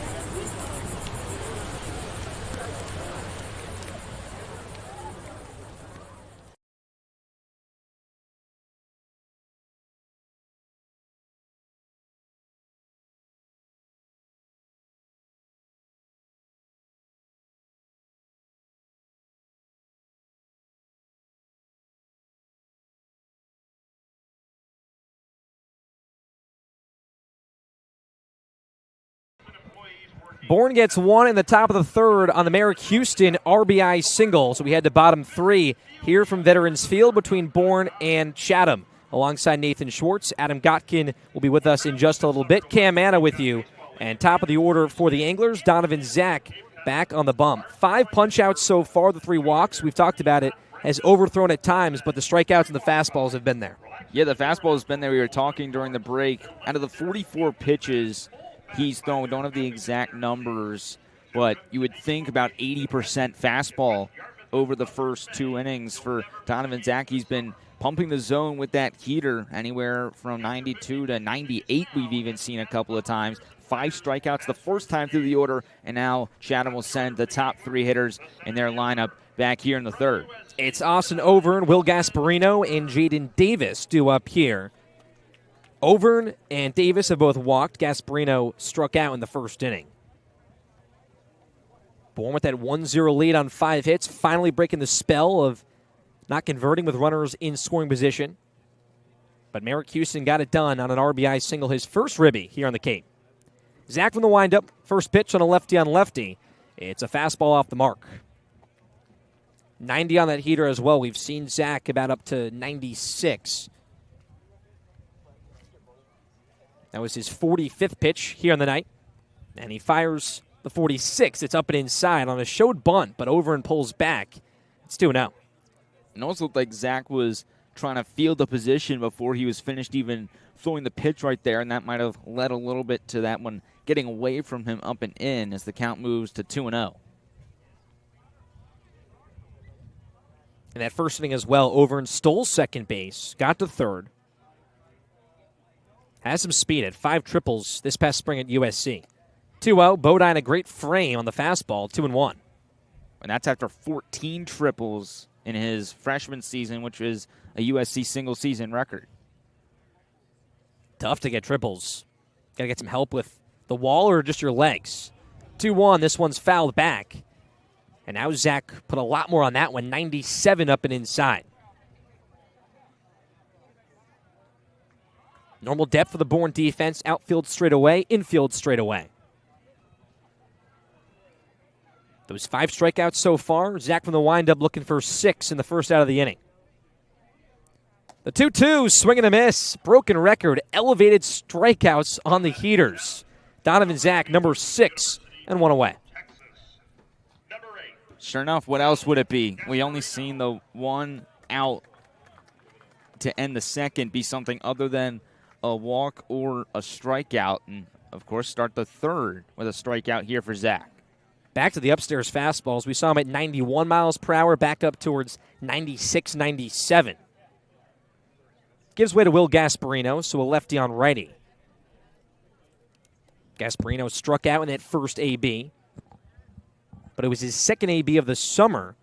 His first was a home run, and he pops this one up foul towards the first base side and out of play. This is his first start as well, so it was just a pinch hit appearance, 1-for-1 with a bomb. Not a bad way to get your first hit. Yeah, can't get much better than that. Zach back on the first base side of the rubber and heads to that windup. Pitch to Gasparino. Heater on the inner half. It's a ball. Count 1-1. But 39 strikeouts in the 35 innings for Zach this spring. Right now, way above his average game margin. Throws a fastball here out, 2-1. 6 strikeouts, not even through 3. And he's facing a guy in Gasparino that really struggled with the strikeouts this spring at Texas. Struck out 76 times in his freshman year. Here's the 2-1. Foul tip to the glove. And count now 2-2. But it's been 3 walks, it's been 6 strikeouts, and then the 5-3 putout that ended us in the second inning. Long look in here. Gasparino chokes up with 2 strikes.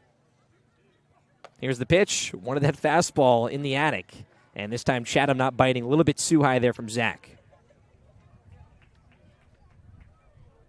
One pitcher warming up in the Bourne bullpen at the moment.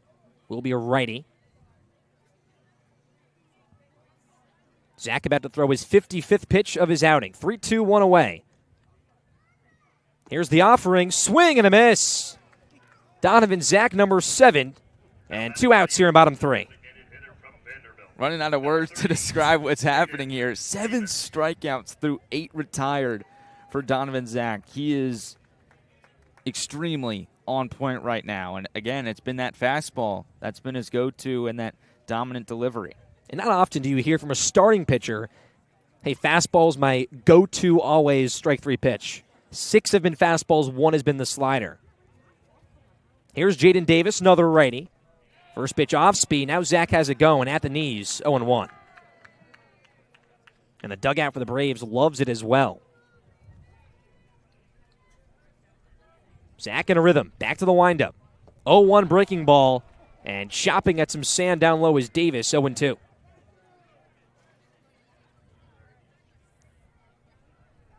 Looking for his first 1-2-3 inning. Can he do it all via the K for number 8? 0-2. Clip back off the netting. For Davis, just finished up his sophomore season at Vanderbilt. Teammates with Holcomb and Kozel. .315 hitter at 36 RBIs. 0-2 with 2 away here in bottom 3. A Bourne 1-0 lead over Chatham. Zach from the windup. Sets and fires. Breaking ball. Froze him. He has it all in the arsenal. 8 strikeouts. Fastballs and now throws in the curve. And after 3 here from Veterans Field, Donovan Zach putting the Braves on his back. 1-0 Bourne. Top 4 coming up here on the Bourne Braves Baseball Network.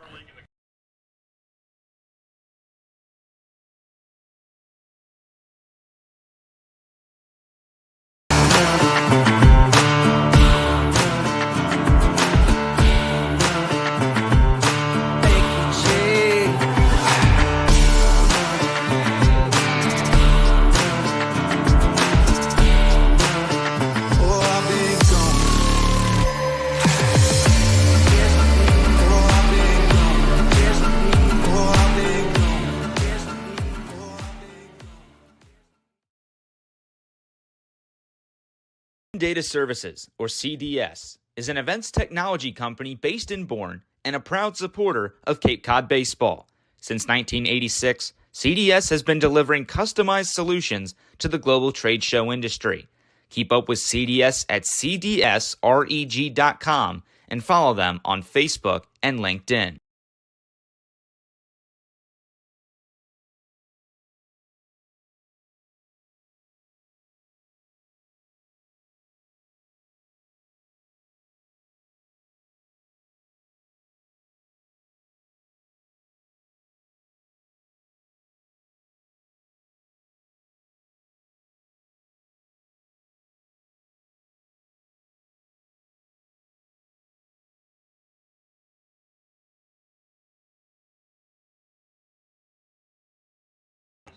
Eight strikeouts for Donovan Zach as Bourne heads to the top of the fourth inning here from Veterans Field. A 1-2-3, bottom of the third, with 3 strikeouts, 2 swinging, 1 looking to get to number 8.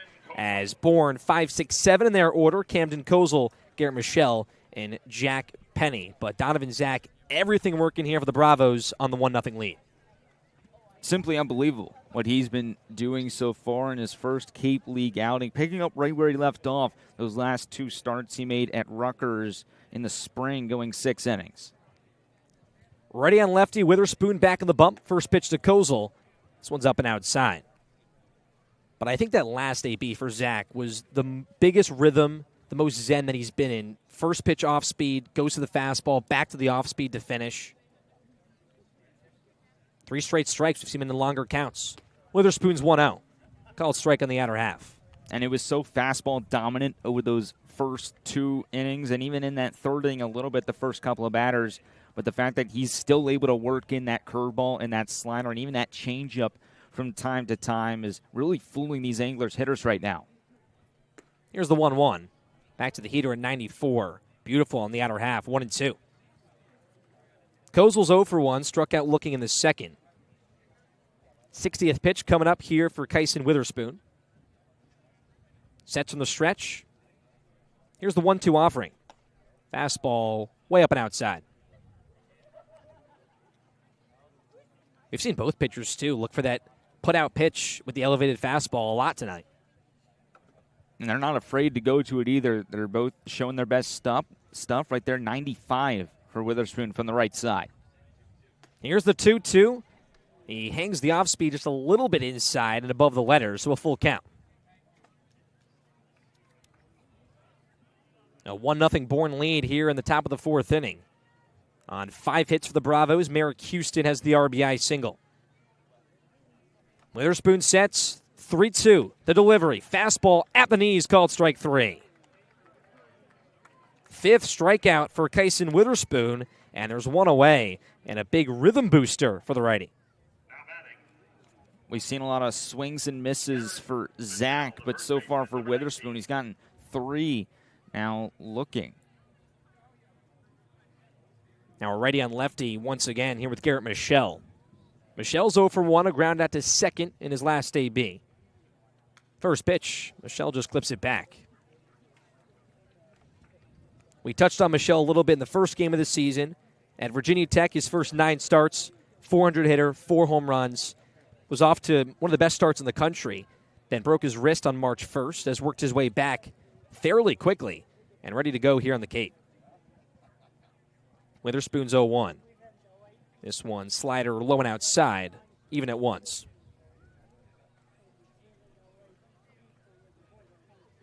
But he's just thankful to get back on the Cape, get some reps in, and improve so much from last summer. 227 regular season hitter. As the 1-1 comes in, a wave and a miss. And batted 300 in the postseason with 3 bombs. Had 7 total home runs last summer. Witherspoon looking for back-to-back Ks. 1-2 with 1 away. The delivery goes to the backstop, just misses.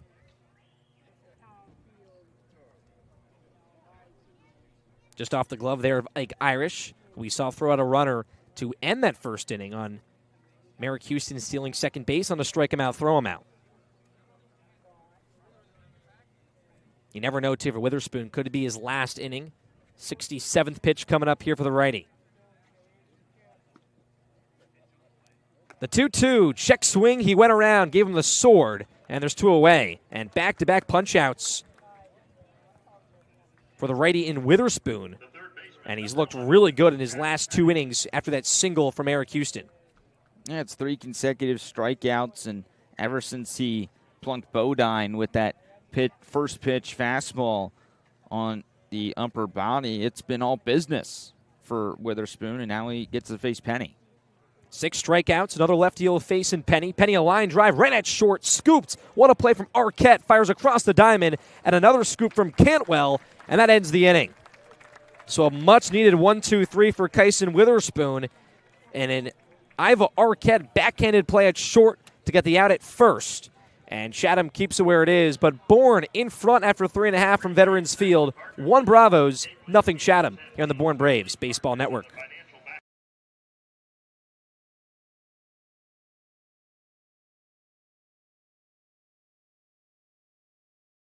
To be seen for a minor illness or injury, Cape Cod Healthcare Urgent Care is here for you with high-quality, full-service walk-in care. ER expertise meets urgent care convenience at our 6 urgent care centers, which are staffed by board-certified ER providers and located Cape-wide from Falmouth to Orleans. Cape Cod Healthcare Urgent Care is open daily and offers a cost-saving option for everything from sprains to stitches, with timely treatment in under an hour for most patients. View online wait times at capecodhealth.org/urgent care. Cape Cod Healthcare Urgent Care. Minor emergencies, major.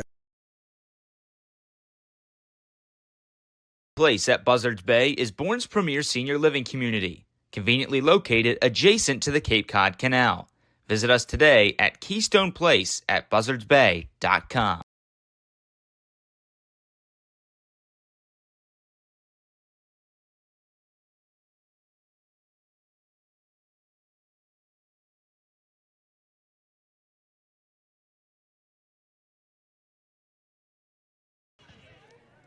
Monday Night Baseball here from Chatham on the Bourne Braves Baseball Network as the Bravos lead Chatham 1-0. And Donovan Zach back on the bump for his 4th inning of work here in bottom 4.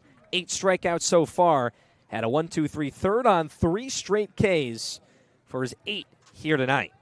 He'll face 4, 5, 6 in the Chatham order. Ike Irish, Iva Arquette, and Luke Cantwell. Lefty on lefty to begin from the windup is Zach. Goes to the first pitch, breaking ball. Had the curve, but just missed low. But back-to-back at-bats now. The rhythm from Zach. He's now trusting a first-pitch curveball. Haven't seen that really a lot this start. At the beginning, it was a lot of fastballs. Goes back to the curve here. In there for a strike, 1-1. And that might be the first time we've seen back-to-back curveballs, and it really just feels like his comfort level is continuing to rise as this start goes on. From the windup, 1-1 pitch. Heater, swing and a miss, 1-2. One of the 8 strikeouts was to Irish in the first inning. He's 0 for 1. Can Zach make it 4 straight here for number 9? 1-2. This one flowing out to left field. Shading over is Gillespie. He makes the catch in left center for out number 1. So an out's an out, not a K, but Zach still dealing. And 1 away here in the bottom of the 4th. It's been a quiet day for the Bourne infield and outfield. Only the 1 ground ball out to end the second. Now it's to Penny at third. That's the first time any outfielder has seen action today for Bourne. Zach was the number 3 left-hander out of New Jersey by perfect game, coming out of high school. Did not pitch in 2023 due to injury, as his first pitch here to Arquette. This one just off the mark, 1-0. But then this season got his innings under his belt, 35 on a 3-1 record, and dealing here tonight. Here's 1-0. Up and inside. Couldn't get on top of the curve, 2-0. Arquette also 0 for 1. You can guess one of the strikeouts so far for Zach. That was his 66th pitch right here. This one off the glove of Bodine, and 3-0. First time that Zach has been in a 3-0 count since that first inning that came to Austin O'Verne on the 4-pitch walk to begin the game. He'll look to work back here from the windup. The pitch, low and inside, ball 4. So Arquette down to first base. He's that tying run, and here's the go-ahead, and Luke Cantwell with 1 out in the inning.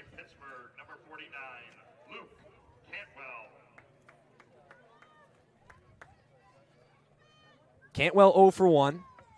As Scott Landers comes out here to talk to Zach. You wonder if this may do it for him. 67 pitches.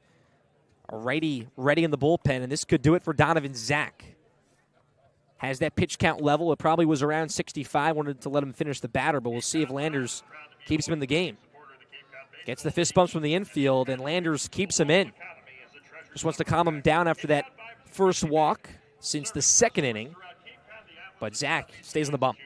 That might be one of those things to just give him that confidence boost, reassure him that, the inning is his. He might look down and see that Bourne has a right-hander warming up in the bullpen, but to assure him that it's his inning to keep going and try and at least get one more strikeout, if not get to double digits. Well, here's the lefty Luke Cantwell, and a curveball that's low and outside, 1-0. But breaking balls now from Zach. A lot more on his first pitches. He's not located it in the last few batters. Looks over at first base from the stretch, 1-0. Fastball off the mark. We mentioned Cantwell, a walk machine at Pitt, 57, top 10 in the nation. He's the go-ahead run here in bottom four, a 1-0 Bravos lead. 2-0. Bodine a good frame on the 91 fastball, but just below the knees. 3 balls, no strikes. 7 straight balls right now for Zach. 2-step lead at first base for Arquette. 3-0 pitch down Main Street. Kyle Lodice, he'll wait on deck.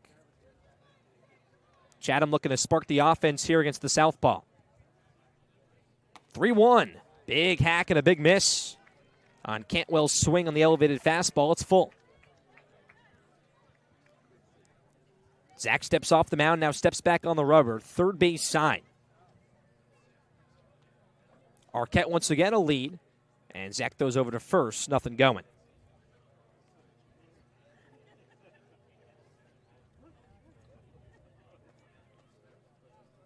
Sets his sights once again. You wonder if Arquette goes here on the 3-2. He does not. Here's the pitch. Outer half. It's ball 4. Back-to-back walks from Zach, and Scott Landers trickles out of the first base dugout, and this may do it for the lefty out of Rutgers. Time called here as Landers waiting for the runner to get to first base, but that could do it for Donovan Zach on a night where he was able to have 8 strikeouts. And Braden Reisdorf, the right-hander, 6'3", 230 out of Indiana. Looks like he'll come into this game. But Donovan Zach, what an outing. You talk about Connor Whitgriff first game. This one up there with, such a phenomenal start.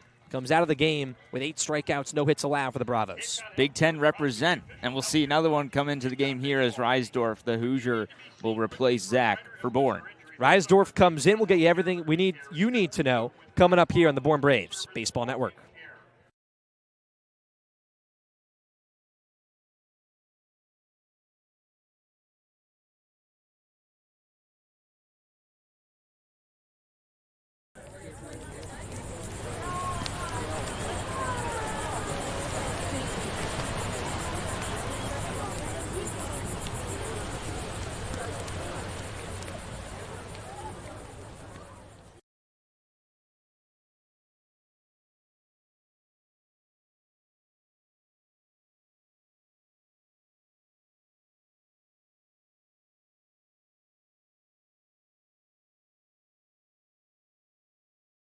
Chevrolet is your dealer for the people and proudly supports Bourne Braves baseball. See all our cars and trucks at martychevrolet.com and go Braves.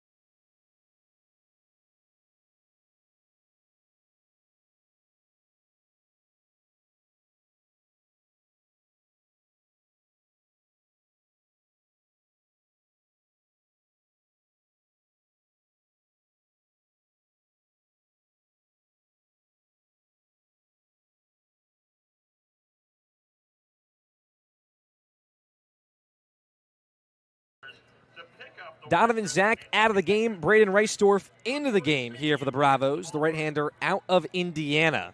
Stands at 6'3". He was slotted as the number 4 prospect and number 2 right-hander out of Indiana in high school. And finishing up his sophomore season, 4-6 with just below an 8 ERA had 52 strikeouts to 22 walks, but has the build for a dominant pitcher. He'll have two-man on here as Zach comes out of the game.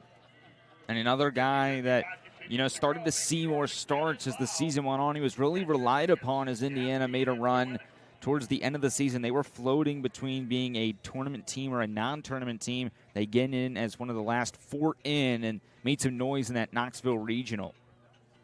Well, Zach is responsible for both runners on the bases at the moment. First and second with 1 out here in the bottom of the 4th. And the Braves lead 1-0 against the Anglers. Billy 7-8-9 here for Chatham. Kyle Lodis, RBI chance is his. He's 0 for 0 so far, walked back in the 2nd inning. But for Zach, had 4 strikeouts in his last 5 ABs heading into the 4th inning, and then a fly out and then back-to-back walks. He comes out at 68 pitches. Here's the first pitch to Lodis. It's a fastball inside at 95 from Reisdorf.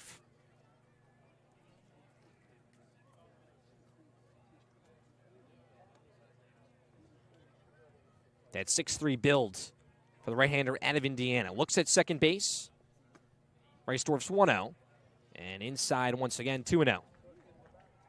Quick note about the mix for Reisdorf. It's a 4-seam fastball, a sinker, a slider, and a changeup.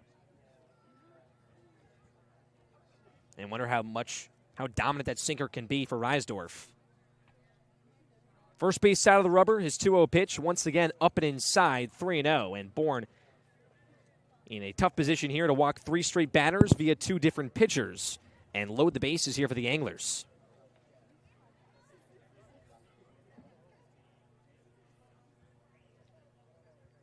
Reisdorf sets, 3-0. And the heater's elevated, and it's another 4-pitch walk.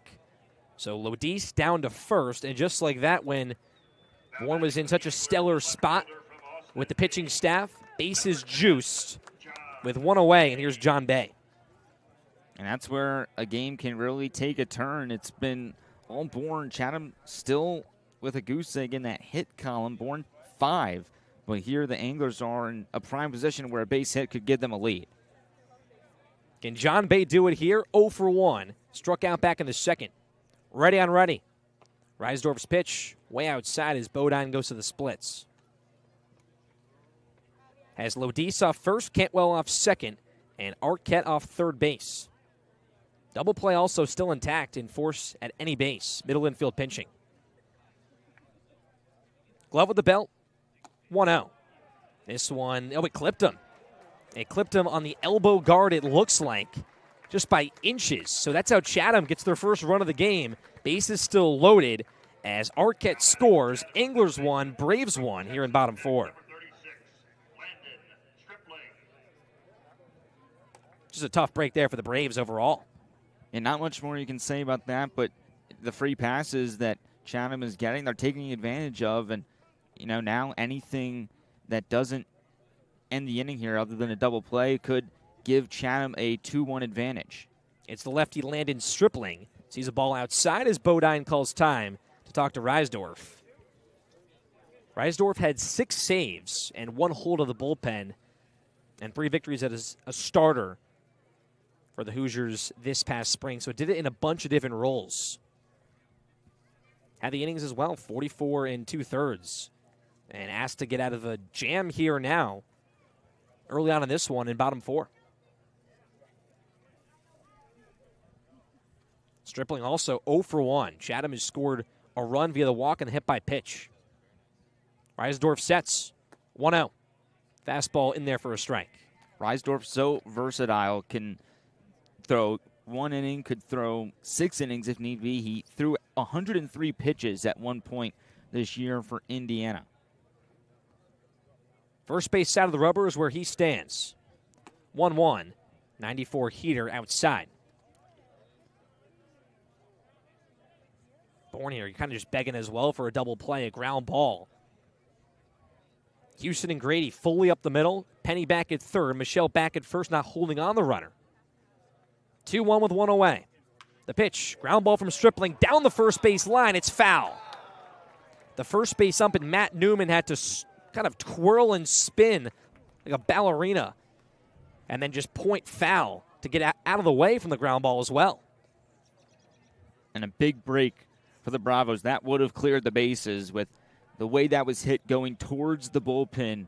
Holcomb has the speed to get over there in time, but with Bay at first base, you already know 2 runs are going to score. He had a great jump off of the bag, and that what could have been first hit of the day for Chatham could have as well made it 4-1. Well, now it's 2-2 count. Reisdorf looking to put down Stripling. And Stripling fouls one off. Third base side out of play. Stripling just finished up his freshman season at Florida. Batted .253, 4 homers and 20 RBIs. But slowed down. Batted .311 after March. And then April and May were tough. Reisdorf's 2-2 once again. Swing and a miss. Big pitch, 94, low and outside. Caught him chasing. And his first strikeout, first out of the bullpen. And there's 2 away. And a huge out because now even if a ground ball isn't fast enough to get the double play, you only have to get the 1 out. And with the bases loaded, a force anywhere. So definitely some breathing room for Reisdorf. But you still have to be careful as the top of the order comes back up for Chatham. Austin O'Verne steps in with the bases juiced. Reisdorf sets. The pitch, almost a check swing on the elevated fastball, but he holds off. O'Verne's 0 for 1, but walked in the first inning, stole a base, and was stranded at third. Chatham, though, their best chance right here in a 1-1 game.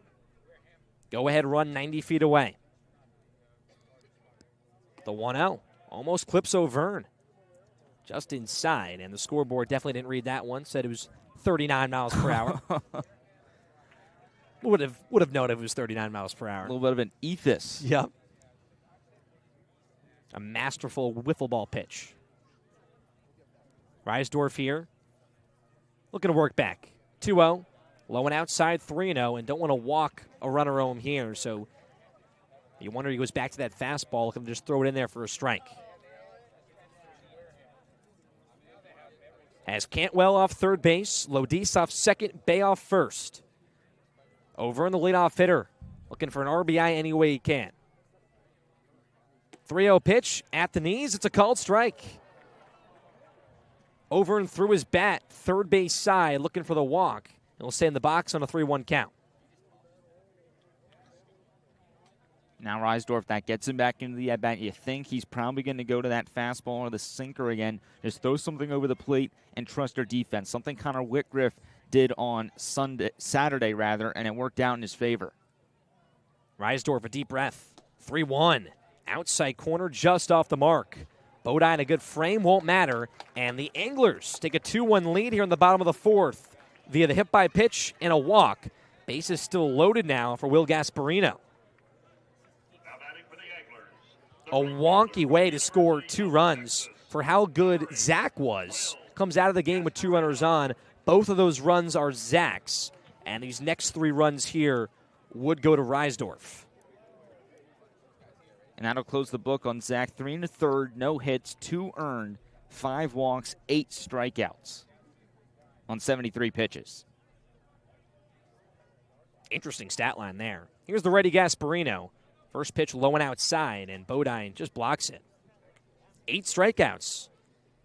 And the 2 earned just come via the walks here from Reisdorf. So it's now Cantwell off third, Lodis off second. And off first base in O'Verne.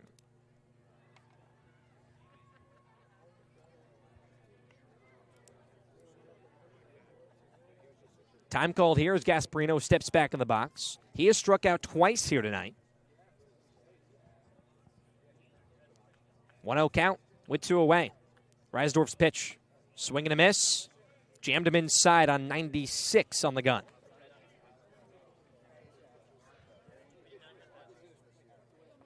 Bourne wants to keep it where it is right now. The offense has the 5 hits. They've stranded a few, but that's not been their problem.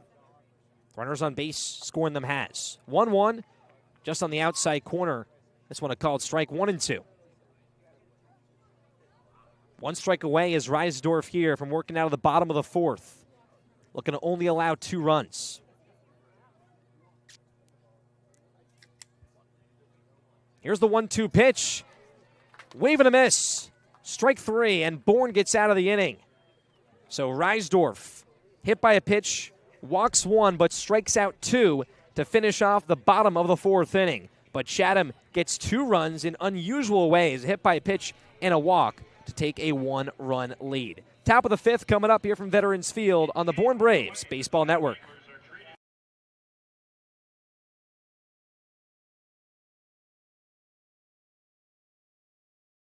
Here at the Mass State Lottery, we're known for our monster wins.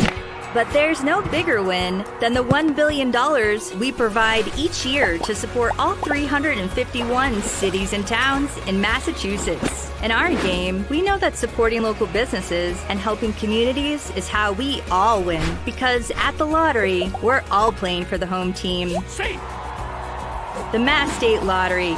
Welcome to the state of winning. With Portside Liquors. Discover a world of fine wines, spirits, and craft beer handpicked for every occasion. From rich reds to smooth spirits, elevate your experience with us. Unwind with excellence. Visit us today at 590A MacArthur Boulevard, where every sip tells a story.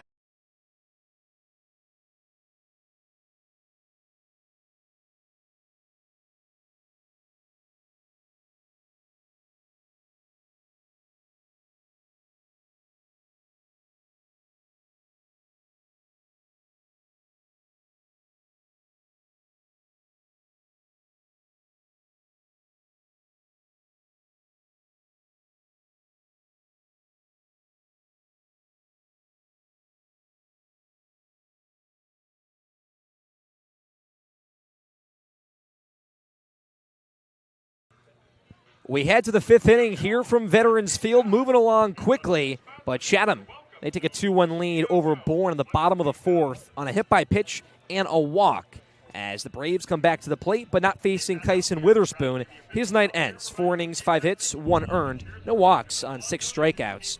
And Hayden Murphy, the righty out of Auburn, at 6'3", 190, comes in the game. Just finishing up his sophomore season, a 4.32 ERA, went 1-0, but only pitched 16 innings, all out of the bullpen. Had some control trouble at times, but not a longer reliever. We'll see how far he can go here in this one. The big difference between what we've seen the Bourne staff do and what Witherspoon was able to do was the walks. You know, with Donovan Zach had 5 of them, and then Reisdorf comes in, walks 2. So 7 walks for Bourne through 4 innings, and Chatham so far has been pretty smooth on the pitching side. Well, here's the first pitch of Davis Gillespie. It's a called strike on the inner half to the righty.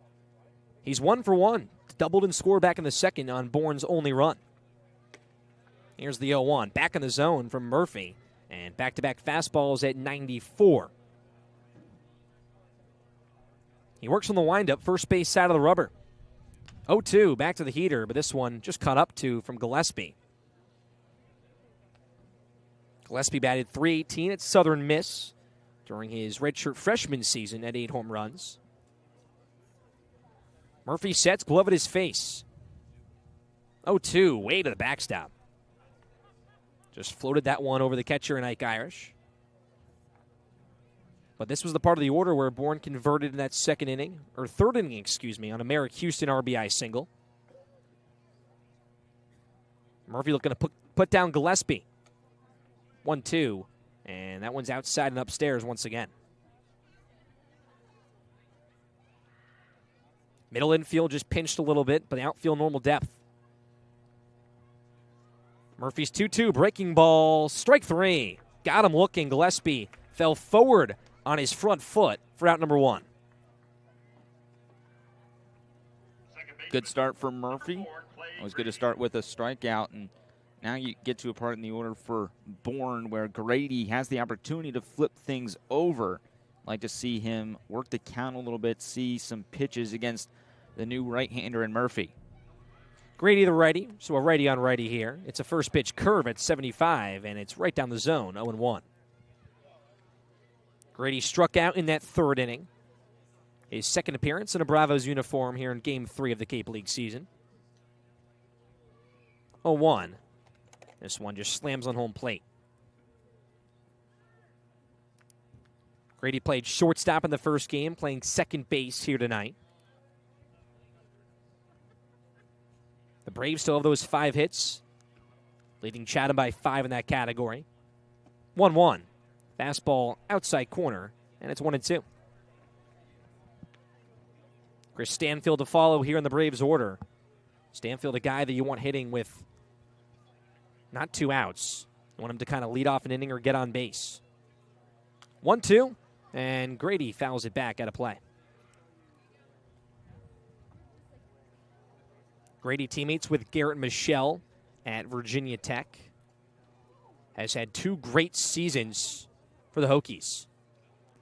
Here's the 1-2 once again, and he fouls it back out of play.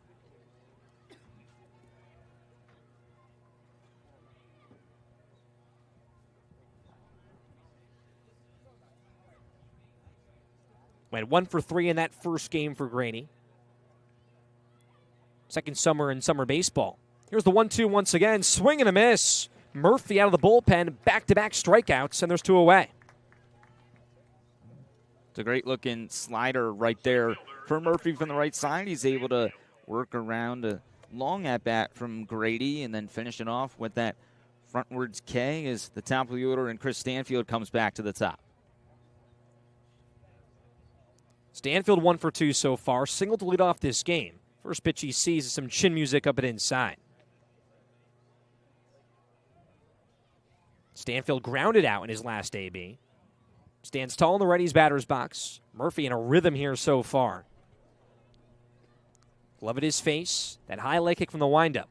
1-0. Stanfield ground ball right side. At second, Lodis picks it up. Throws to first. A nice scoop from Cantwell. And that ends the inning. So back-to-back 1-2-3s for Chatham. And they have a 2-1 lead after 4.5 here from Veterans Field. Bottom 5 coming up here on the Bourne Braves Baseball Network.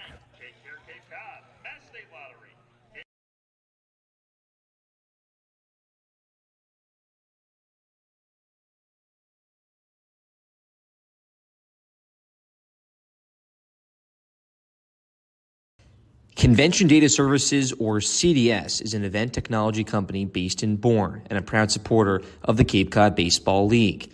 Since 1986, CDS has been delivering customized solutions to the global trade show industry. Keep up with CDS at cdsreg.com, cdsreg.com, and follow them on Facebook and LinkedIn.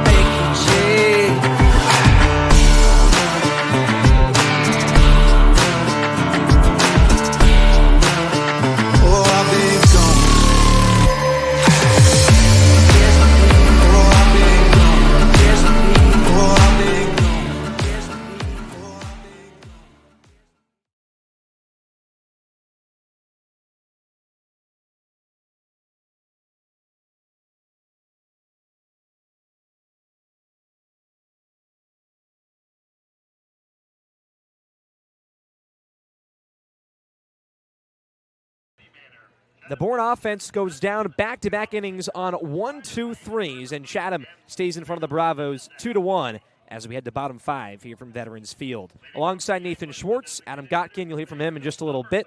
I'm Cam Manna as Chatham brings up 3-4-5. Jaden Davis, Ike Irish, and Iva Arquette as Braden Reisdorf back on the bump here. First time we'll see him from the windup. And his first pitch to Davis. It's called strike on the heater at 92. He hit a batter by a pitch, walked a batter to bring in 2 runs, but those runs were not his. They were Donovan Zach's, who started this game. 0-1, just off the mark on the outer half. Such a weird stat line for Zach. Didn't give up a hit, but those 5 walks come back to bite him. Here's the 1-1. Davis clips it back and almost hits the lights up top on the first base side.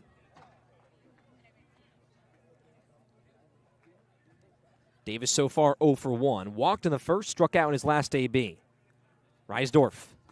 3 strikeouts now. Swing and a miss. All those outs via the K. There's something in the air for the Bourne pitching staff. Strikeouts and walks here to begin. There's 1 away. Yeah, it's 11 strikeouts and 7 walks through the first 13 outs recorded by the Bourne pitching staff tonight. That's unbelievable to think about. When you're in that much of a groove, you're either missing the zone or you're punching guys out. Here's the lefty Ike Irish. First pitch clips it right back of the netting. Would have probably gone a little bit over our heads. Up here on just above the stands behind home plate. Reisdorf back to the windup is 0-1. Fastball at the knees for a strike. 3 strikeouts so far for Reisdorf. Ike Irish 0 for 2. Flew out in his last AB. Working quickly is Reisdorf. He's outside on the 0-2. Irish came into this game 2 for 7. His second summer on Cape Cod. Stays in the East Division, but this time not with Brewster. He's with Chatham. 1-2 with 1 away here in bottom 5. Reisdorf's pitch. Wave and a miss. Keep it going. Now 4 for Reisdorf, and Bourne. K's right now are just written all over the pitching staff.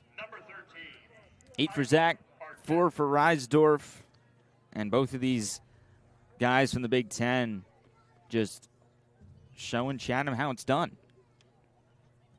Iva Arquette, can he go down via the K? First pitch from Reisdorf, back in the zone, 94 at the fastball at the knees. Every hitter but one in his Chatham lineup has struck out so far. Here's the 0-1.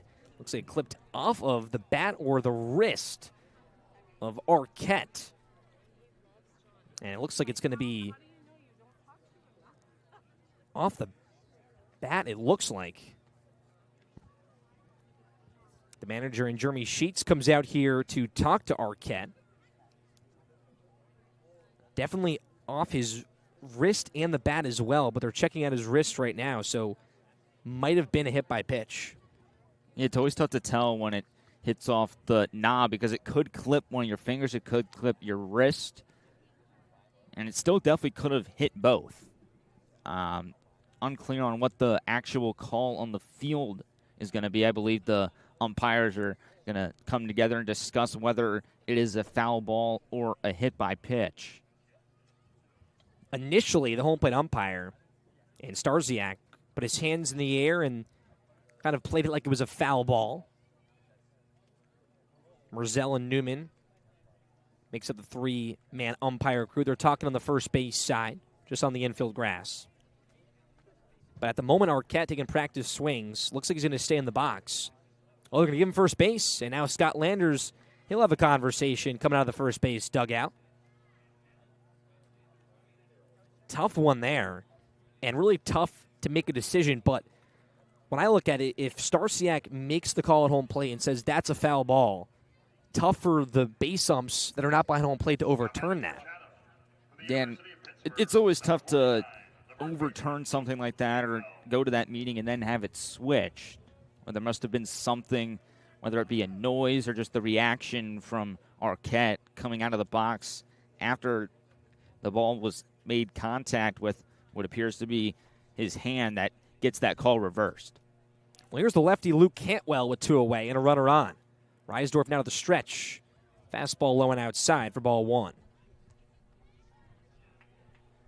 Cantwell 0 for 1, and back to my point before, Lodis is the only batter that has not struck out so far in this Chatham order. He's walked twice. Reisdorf, glove at his belt. 1-0, and inside once again, but this time fully off the bat. Just checked back. You look at almost every batter. Every batter has walked besides 2 in this lineup.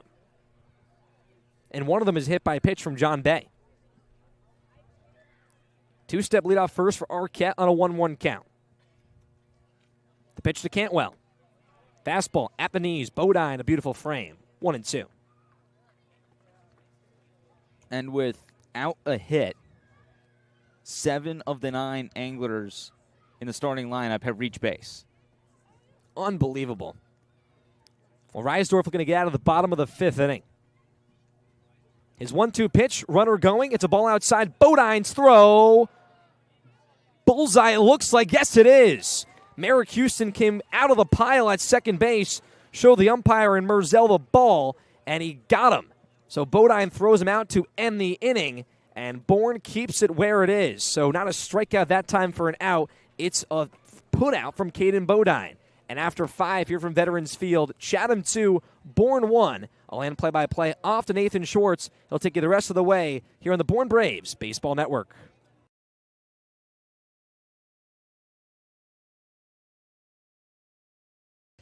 Convention Data Services, or CDS, is an event technology company based in Bourne and a proud supporter of the Cape Cod Baseball League. Since 1986, CDS has been delivering customized solutions to the global trade show industry. Keep up with CDS at cdsreg.com, cdsreg.com, and follow them on Facebook and LinkedIn.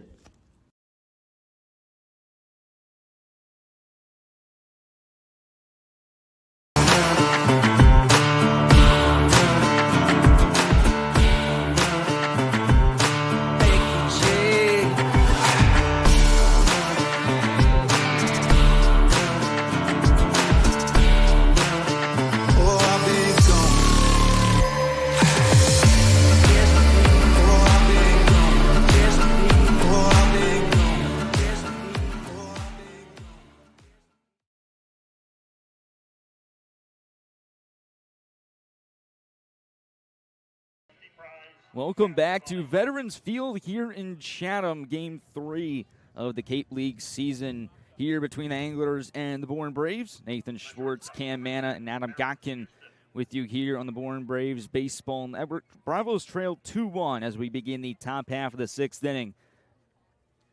Merrick Houston hitting from the right side to lead things off for Bourne, and the first pitch he sees from Hayden Murphy, a looping breaking ball, a called strike on the inside corner. One of the strangest games so far here on the Cape. 2 runs on no hits for Chatham through the first 5 as Houston takes another breaking ball in the inside corner to put the count at 0-2. Such a weird game, and Chatham's kind of got the benefit of the doubt on some walks and some hit-by pitches. Not a lot of swings for them. 0-2 delivery from Murphy, another slider, and Houston gets just enough of it to keep this count 0-2. Houston, the rising junior shortstop at Wake Forest. 2 hits today, both singles, and he's driven in the only run today for the Bravos, an RBI single in the 3rd. There's Murphy's 0-2 again, and this is fouled straight back, headed towards the parking lot. All the windshields appear to be safe, though. Lands before the cars. All ACC 13 this year for Houston as the Demon Deacons made their way to the Greenville Regional. Another 0-2 from Murphy. Past him on the ground as it's picked up by Lodis, who throws on to first, and Merrick Houston's retired for the first time tonight. A similar hit before from Houston on his RBI single towards that second baseman in Lodis, but this time a little bit too far to the left, and a routine play there for Kyle Lodis. And now that's an entire trip around the order for Bourne without a hit. The last time Bourne got a hit was that RBI single for Houston in the 3rd. And only one base runner since then. It was when Caden Bodine was hit by a pitch after Houston's RBI single. And now Bodine will come back into the left-handed batter's box. And the first pitch he sees in plate appearance number 3 misses low for ball 1. Bodine was a strikeout victim, the first for Kyson Witherspoon, first of 6. Next offering outside for ball 2. And you want to see Bodine here, too, kind of get going a little bit. Pinch hit yesterday, had 1 single in his first game. Murphy deals 2-0, sent the other way on a fly. This is Bay able to make the catch out in left field for the inning's second out. Bourne's timeliness at the plate just a little bit off over the last 2 games. And really when you think about it, going back to game number 1 against Orleans, it was really only the 1 inning in which Bourne was really effective, as Bodine is actually standing at first base. Oh, my God. I guess the ball dropped. Took my eye off of it, and hey, I'm with you the whole entire way. I thought he caught the ball in left field. Person didn't see it either. I don't know. But that brings up Braden Holcomb. First pitch is above the zone in the count 1-0. So Caden Bodine is on first base after Merrick Houston grounds out to begin the inning. 1-0 count, one away, top half of the sixth, 2-1 in favor of Chatham. Here's the 1-0 to Holcomb. Slider misses low, 2-0 the count. And Bourne also didn't get a hit for that as well. And there's no errors on the board either. A lot of confusion here on our side of things on the concourse here at Veterans Field as the 2-0 to Holcomb. Check swing, foul ball over the netting and out of play. That confusion for sure. We'll definitely get it sorted out between innings. Now there's one out.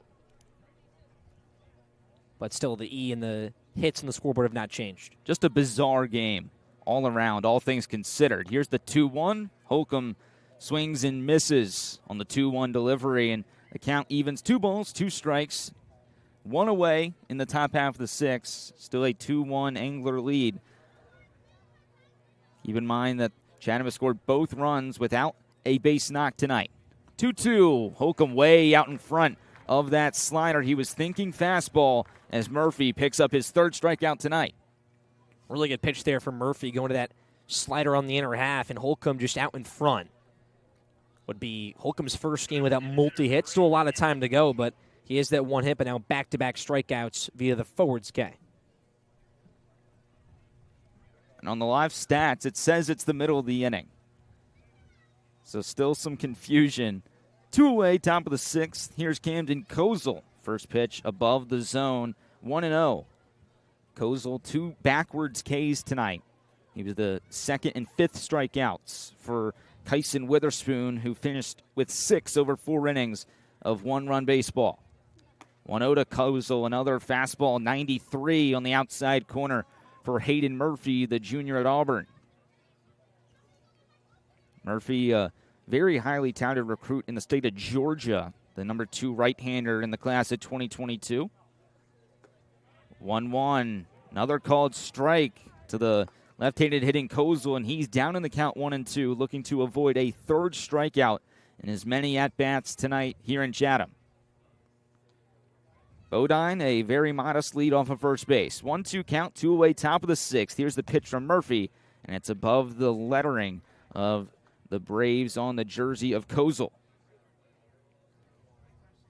Back to Murphy out of high school. He was the 170th overall prospect in the 2022 MLB draft, according to Baseball America, but he decides to go to school and has spent the first 2 years with Auburn as Kozel strikes out for the 3rd time tonight, the 4th of the night for Hayden Murphy, as we're through 5.5 here at Veterans Field. Still a 2-1 lead for the home team, the Anglers. Bottom of the 6th coming up next here on the Bourne Braves Baseball Network.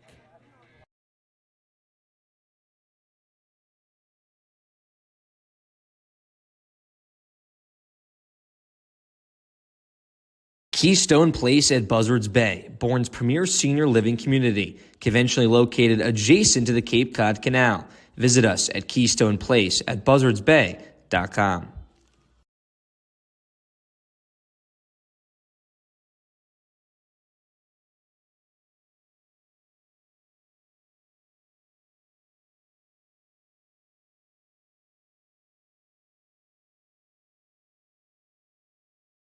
Marty Chevrolet, your dealer for the people, proudly supports the Bourne Braves baseball team. See all our cars and trucks at martychevrolet.com and go Braves.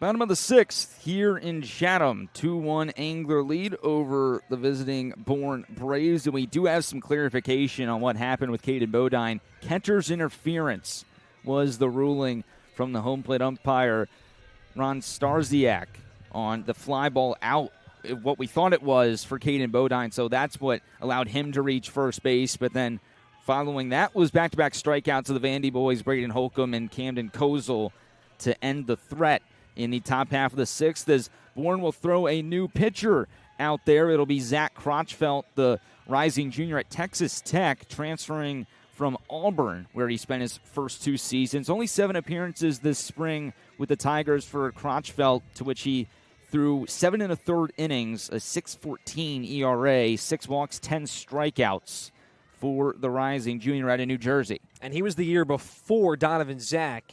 And the year before, he was the number 3 left-handed pitcher. And then that year after, Donovan Zach, also the number 3 left-hander out of New Jersey. So pretty small world here. And both lefties as well. Crotchfelt, fastball, changeup, slider. 3-pitch mix out of the bullpen. The first pitch he throws, he goes to the slider. And it's at the neck of Luke Cantwell, who's back into the box for Chatham. He was batting when Ava Arquette tried to steal second base, was thrown out by Bodine, as the 1-0 is upstairs, ball 2. Refresher on Cantwell. Struck out looking in the second, walked and came around to score the go-ahead run for Chatham in the 4th. Crotchfelt working out of the windup here. 2-0 delivery. Another one above the zone. 3-0 for Zach Crotchfelt in his first appearance with Bourne. Straight up defense behind Crotchfelt for the Braves defense, as Crotchfelt, another ball. It's a 4-pitch walk for Luke Cantwell to begin the bottom of the 6th for Chatham. And kind of that, whatever's in the air right now for the Braves, it still stays here to the next pitcher of the bullpen in Crotchfelt. You wonder here now has the double play intact, but it would be kind of on brand for a strikeout here on the next AB. That's the 8th walk by a Bourne pitcher tonight. 5 for Zach, 2 for Reisdorf, both in that 4th inning. And then the leadoff walk to begin the 6th for Crotchfelt. Kyle Lodis squares the bunt on the first pitch, pulls back, and it's a ball inside. So 1-0 the count to Lodis, who has reached base both times tonight via the walk. Was stranded at third base with the bases loaded his last trip around the bases. Holds back on the bunt here, takes, and it's a called strike on the outside corner with the fastball for Crotchfelt at 91.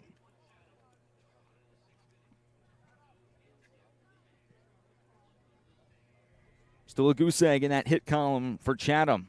5 hits for Bourne, but none since the 3rd. 1-1, inside ball 2. And Lodis coming off of 2 very successful years from Augusta. .333 as a freshman with 17 extra base hits, 37 ribbies, a .369 average this past spring with 14 bombs. Crotchfelt a long set. Lodi squares, pulls back again. It's another pitch inside. Cannot cross that inside corner. And just like that, a 3-1 count on Lodi's after a 4-pitch walk to Cantwell. The control struggling so far for Crotchfelt. And in his 7 games that he appeared in for Auburn, 10 strikeouts, 6 walks. So you kind of see that a little bit there. But right now just missing inside just a little bit, kind of getting outside and around on his pitches from that arm slot. And smart there from Bodine. It's the second time that Bodine's done that tonight, going to his pitchers, settling them down, taking that second year to work back, down 3-1. And for Lodis, he's been very patient so far his first 2 games in a Chatham uniform. A walk yesterday, 2 tonight, and he's a ball away from getting a 3rd. Crotchfelt ready again. Here's the 3-1 pitch. Fastball right down the middle for strike 2 as the count moves full. Runner at first, Luke Cantwell. Leadoff walk. The rising senior at Pitt and the rising junior from Georgia Tech. Lodis at the plate. 3-2 pitch, but before that, it's a throw over to Michelle at first base. He did not apply a tag on Cantwell, who just took a turn and a step back to that first base bag. 2-1 Chatham, bottom of the sixth. 3-2 count. Nobody away. Crotchfelt readies. Here's the payoff. Grounder to third, just foul as Penny backhands just beyond the third base coach's box. We talked about it a little bit, but a very quiet day for Bourne in the field. Only the one fly ball to Gillespie in left, and the ground ball to Penny in the second. Other than that, it's been a strikeout. Every other out recorded by Bourne tonight. And they trail. And they trail. Another 3-2 pitch from Crotchfelt, and another strikeout for the Bravos. 4 from Reisdorf in relief of Zach, who threw 8. And now Crotchfelt, his first out, is a frontwards K. Yeah, that's, once again, as we said after the walk, right on brand for what the Braves have done here tonight. They've followed up walks with strikeouts. We've seen 3 straight walks at times, but those have been the 2, the walks and the Ks. 13 overall with the 2 outs in the field, and then the gun down from Bodine at the plate as first pitch swinging is Bay to straightaway center field. Stanfield watches it go over the wall as Chatham's first hit of the game gives them a 4-1 lead here at home. After 16 outs, it's John Bay delivering the first base knock of the game for the Anglers, and they extend the lead to 3. And that's baseball right there. It is one of those games where it's obviously not going to be giving, and you could be on as a pitching staff. We talked about the strikeouts, but, man, first hit of the game is a 2-run blast to center field. First hit of the game, too. So there goes the no-hitter. As the first pitch, a called strike to Landon Stripling. Bourne made it a long way with working around the walks and really not paying the price for it. But now trailing by 3, can't afford to give up too many more free passes as the next pitch to Stripling misses well below the zone, and the count evens 1 ball and 1 strike. And it's that pitch there. It was a fastball middle of the zone, kind of right center field, but a really good swing there from Bay. Left on left here for Stripling and Crotchfelt. Breaking ball top of the zone, called strike by Starziak behind the plate. 1-2 count from Crotchfelt, looking to respond after giving up the home run to Bay, who hit 24 this spring. 1-2 out of the wind. Did he go around? Yes, he did, says Starziak behind the plate. And once again, it's another strikeout for Bourne, the second of this 6th inning for Crotchfelt. Well, there's the other strikeout there. Goes to the breaking ball, low and outside of the lefty, and got Stripling to kind of check swing around. Really good pitch, and a good bounce back there from Crotchfelt after the 2-run blast. He settled down on the next AB, and his stuff, kind of getting that groove here out of the bullpen. Back to the top of the order for Chatham in Austin Overn, who's 0 for 1 with a strikeout, 2 walks. He squares to bunt. Jack Penny charging in for Bourne from third base. He did go around, did Overn, as it's going to be the first strike of this at-bat. Overn, a .270 hitter this spring with USC. He's a draft-eligible sophomore. Second offering misses low, count even at 1s. He's the 64th ranked draft prospect here in 2024, according to MLB.com. So definitely viable to see him go in the 2nd or the 3rd round here in a couple of weeks. 1-1 cut on and missed by Overn. 1-2 the count for Zach Crotchfelt, looking to strike out the side.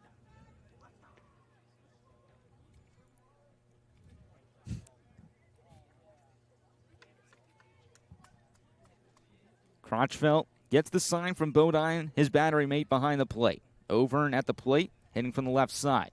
A long wait, pitch clock was at 2. Now the pitch is just off the outside corner. 2 balls, 2 strikes, 2 away here in the bottom of the 6th. 2-run home run for John Bay to give Chatham a 4-1 advantage. If you have recently joined us, that was the lone hit of this ball game for the Anglers. Crotchfeld again readies, takes a deep breath, lowers at the belt. 2-2 pitch. Slap the other way, and it's off the netting and will land in foul territory. And Crotchfeld on that pitch before also fell off the mound a little bit, kind of overthrowing on the fastball, lost his footing. But 3 outs, he can get 3 outs here via the K. Not be the first time tonight for a Bourne Braves pitcher. Zach did it back in the first and the third.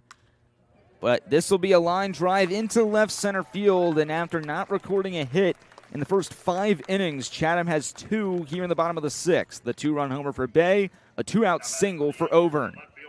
And we said it for the Braves after last night and why the lineup has been hitting well, the double-digit hits. Hitting is contagious, and back-to-back hits here, or not back-to-back, 2 in the inning. In the last 3 batters, 2 hits for Chatham. And one just had to be on that 2-run blast as Chatham brings in a pinch hitter. It'll be number 27, Kyle Johnson, the rising sophomore at Duke, replacing Will Gasparino here in the bottom of the 6th with 2 outs and a runner on first. Left on right matchup, Crotchfeld, the southpaw, on the mound. Down to 5 on the pitch clock. Long look at the first base runner. And with 3 on the pitch clock, he finally throws over to first. Johnson, in his freshman season with the Blue Devils, a two-way player, 75 at-bats. He hit .253. Also pitched to a .438 ERA on the mound. Another throw over to first before the first pitch to Johnson.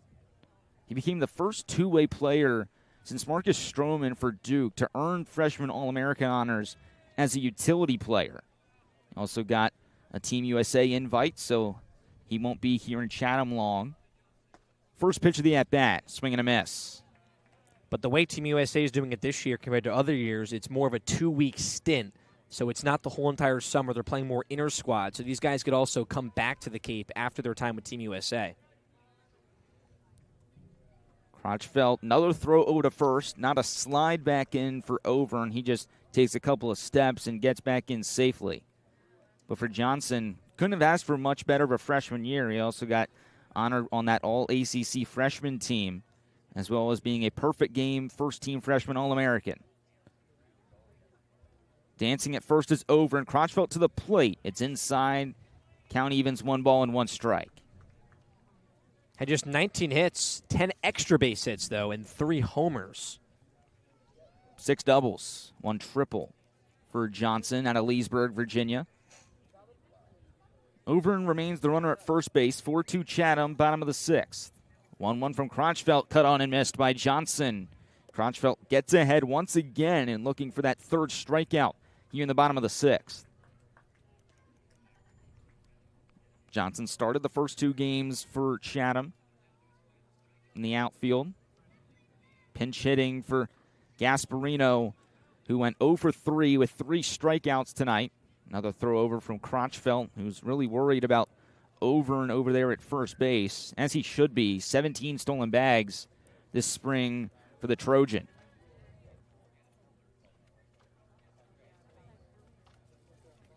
Johnson hitting from the right side in the batter's box. 1-2 count, 2 away, bottom of the 6th. Bourne trails 4-1. There goes Auvergne. It's a foul ball. Bodine was ready to throw down on what could have been even the strike 3 to end the inning. Looked to be potentially another hit and run. Also fighting there with 2 strikes was Johnson. Yeah, just tough there, too. And slim chance for Bodine to get that squeeze in the hold on that foul ball. So Crotchfeld in a very prolonged inning. This will be pitch number 29 for the new member of Texas Tech's pitching staff. But before that, he steps off. Time called from behind the plate. 15 seconds on the pitch clock, and now Caden Bodine will call time and come have a chat with Crotchfeld, talking strategy potentially, and what's been a very long inning for Crotchfeld in his first appearance with Bourne. And we mentioned, too, for pitchers and catchers, first time working together, it's that learning curve and the chemistry to get it going. Crotchfeld coming out of the bullpen here quickly, and the battery with Bodine. Very long at bat, but it's only a 1-2 count with 2 away here in the 6th. The pitch from Crotchfeld spiked. It's blocked by Bodine, but it kicks to his left. and it's going to be far enough to where Auvergne can advance to second on the wild pitch. He was trying to steal second base on the pitch prior before the foul ball by Johnson. And he's able to get that 90 feet right there after Crotchfeld spikes a fastball. And now the 5th run of the game for Chatham. It would be their 3rd run of the inning in scoring position. As Crotchfeld looks back at Auvergne, who's dancing, he now takes off for 3rd. Ball 3 is the call, and Auvergne's going to get 3rd base now. So an attempt at a stolen base, then a foul ball. A wild pitch allows Auvergne to go to 2nd, and now he immediately takes 3rd off of the southpaw. On his first pitch, too, so you're not reading the rhythm as much on the tendencies from Crotchfeld picking over to second base. He goes first pitch, does not waste any time. So now the 5th run for Chatham, 90 feet away, and a 3-2 count with 2 away, bottom 6. Pitch, swing, and a miss. Zach Crotchfeld, 3 strikeouts in the inning, but Chatham finally gets the bats going. A 2-run homer for John Bay gives the Anglers a 4-1 advantage as we head to the back 3rd. Top of the 7th coming up next here in the Bourne Braves Baseball Network.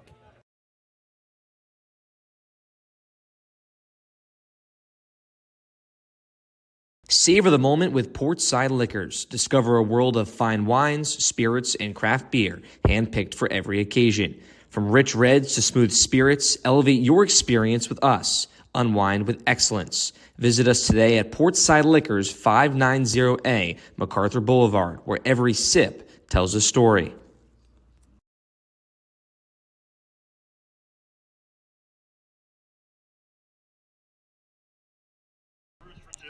Bizarre game here in Chatham. 4-1 Chatham leads as we begin the top half of the 7th. Nathan Schwartz and Adam Gotkin with me here now. Adam, pretty crazy first 2 days here on the Cape. What are the scores looking around the league tonight? Well, that chaos did not necessarily end. All 4 games going on tonight are all finals. Starting off, Falmouth at Orleans, a 1-0 victory for the Firebirds. Just 5 combined hits in that game. Falmouth with just 2 runs all season in 3 games. Over in Wareham, they got the win over Catuit 4-2. Catuit had the bases loaded in the 9th, but could only bring home 1 run. Hyannis beat Brewster 10-4. 3 different Harbor Hawks had multi-RBI games, and Harwich beat YD 3-2. Macon Winslow had the game-winning hit in the top of the 8th inning. Falmouth really struggling to start this season. That's my big takeaway. Only 8 hits the first 3 games from the Commodores. Adam, thank you so much for the update. Thank you, Nate. 4-1. Bourne trails here as we begin the back half of the 3rd inning. Cam Manna will rejoin me shortly as Bourne will start with Garrett Michelle here in the top half of the 7th. And he takes the first pitch outside for ball 1. Hayden Murphy remains in the game for Chatham. His 1-0 offering to Michelle, again off the outer edge, is the count now 2 balls and no strikes. Murphy, 33 pitches over the first inning and the 2 innings he threw, as Michelle cuts through a 2-0 fastball on the outside corner.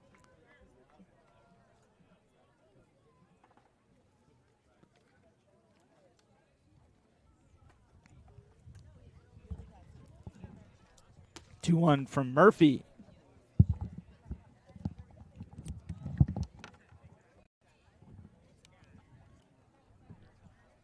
And a big spot here for Michelle. You want to kind of get him going in this lineup for the Bravos. Get his first knock. Foul tip from Garrett Michelle. Count now 3 balls and 2 strikes. Michelle so far today 0 for 2. Ground ball in the 3rd. Second, rather, and a strikeout in the 4th. And now he'll go down on the backwards K. 92 painted on the outside corner for Hayden Murphy. And back-to-back tough at-bats for Michelle. One via the swing and one via the backwards K. Shorter at-bats, not being able to work the count. Just getting a little bit down early in counts for Michelle. So now Jack Penny, another Bourne player, 0 for 2, and another first pitch strike for Murphy, who's gone 2 1/3 innings in relief of Witherspoon. Witherspoon, the starter, only 1 run given up. Next offering for Murphy, again, a called strike, this time at the bottom of the zone on the slider at 84 miles an hour to Jack Penny. In his second start of the season with Bourne, started the opener against his former team Orleans, went 1 for 3 with an RBI single. Quickly, here's the 0-2. Ground ball other way, foul just past Coach Landers down there at third base. Cam Bourne really could use some more base runners. Still not a hit for the Bravos since that Merrick Houston RBI single in the third. And they've been getting down quickly in counts. Another 0-2 count. And the first pitch strikes are kind of killing them. Chatham in their groove with the pitching staff and Murphy. This will be the 44th pitch of the outing for Murphy right here. 0-2 to Jack Penny hitting from the left side. And it's a slider down and in, ball 1. Murphy's outing started with back-to-back strikeouts of Gillespie and Grady before getting 2 ground ball outs to the second baseman, Lodice. And now a 1-2 offering off the plate, ball 2. And you had the catcher's interference, which we didn't really know about until the half inning. Then another set of 3 straight strikeouts, which is currently ongoing. Count even 2 balls, 2 strikes. Pitch, ground ball up the middle. This is to the shortstop, Arquette. He throws on to Cantwell at first for the inning's second out. And the mound there almost helped out Arquette and Murphy. Bounced off the left side of the mound and kind of gave him a perfect bounce right at him to make that 6-3 putout. And Chatham here just in a groove, working quickly. We saw what they've done best right now. They're not walking anybody. They're not giving free base runners. If you exclude that catcher's interference, 12 consecutive retired by this Chatham pitching staff as Davis Gillespie comes back up. First pitch is a strike, and right back on the 0-1 is Murphy, and it's above the zone to even the count. Gillespie 1 for 4 yesterday in his first appearance with Bourne. 1 for 2 today with a double and a run scored. Went down looking to begin the 5th against Murphy. And he'll cut through a fastball at the top of the zone right by the letters of his jersey. And quickly 1 ball and 2 strikes is the count from right-hander to righty hitter. And here's the next delivery, well above the zone in the helmet of Gillespie to even this count at 2s. 1 run, 5 hits, no errors for Bourne. The defense really hasn't had to do a whole lot after a error fest yesterday. 2-2, another swing and a miss for the Bourne Braves. 6 strikeouts for Murphy in 3 innings of relief for the starter Witherspoon, who got 6 strikeouts. And as we head to the stretch in Chatham, Bourne's offense has gone silent. 4-1 Anglers heading to the bottom of the 7th next on the Bourne Braves Baseball Network.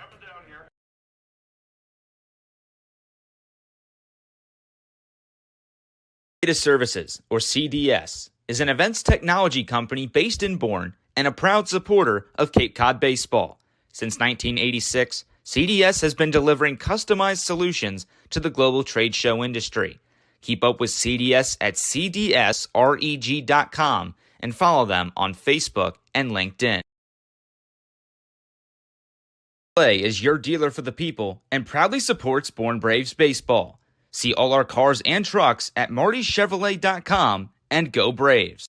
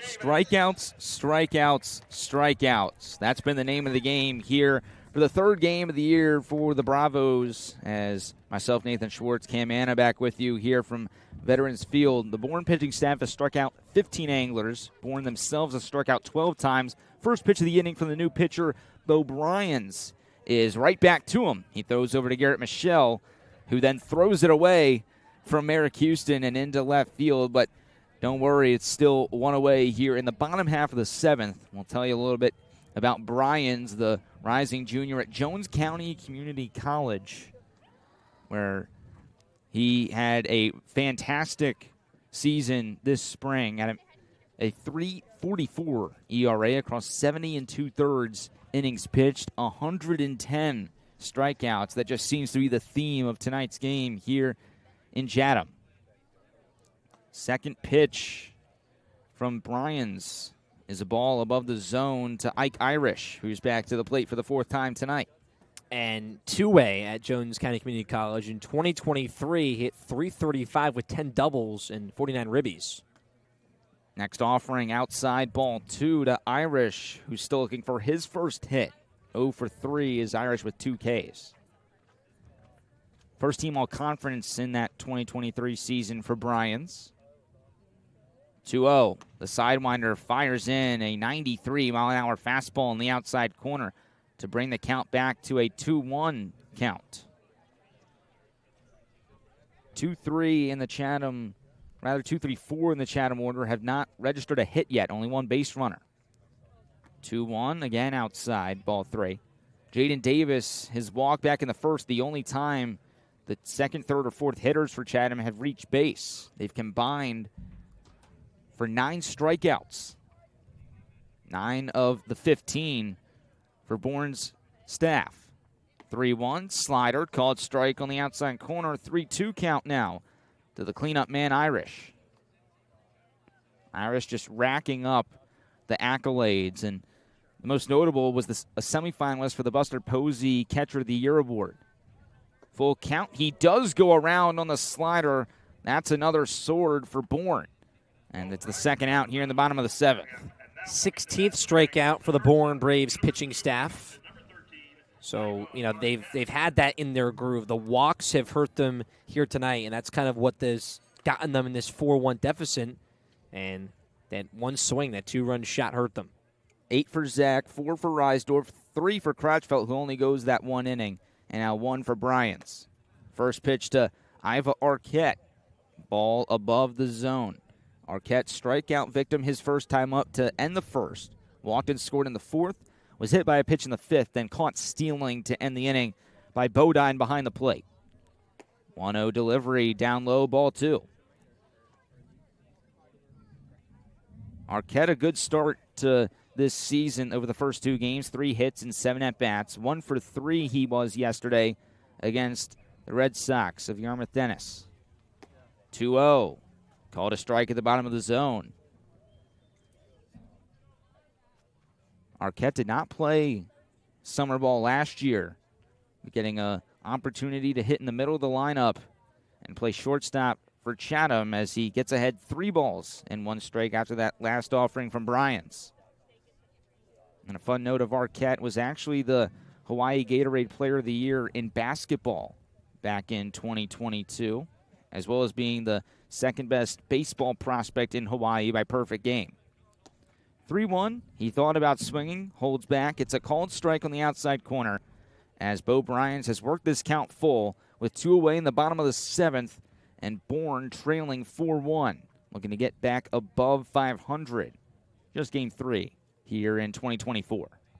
3-2, swing and a miss. Second strikeout for Bryans, and it's the 17th overall for the Bravos. 29 total strikeouts between both staffs through 7 innings here at Veterans Field in Chatham. Top of the 8th coming up next. Bourne trying to get anything going offensively on the Bourne Braves Baseball Network.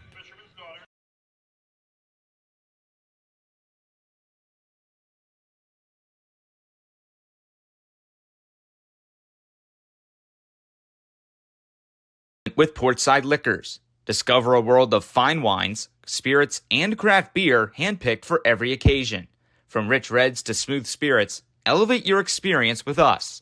Unwind with excellence. Visit us today at 590A MacArthur Boulevard, where every sip tells a story.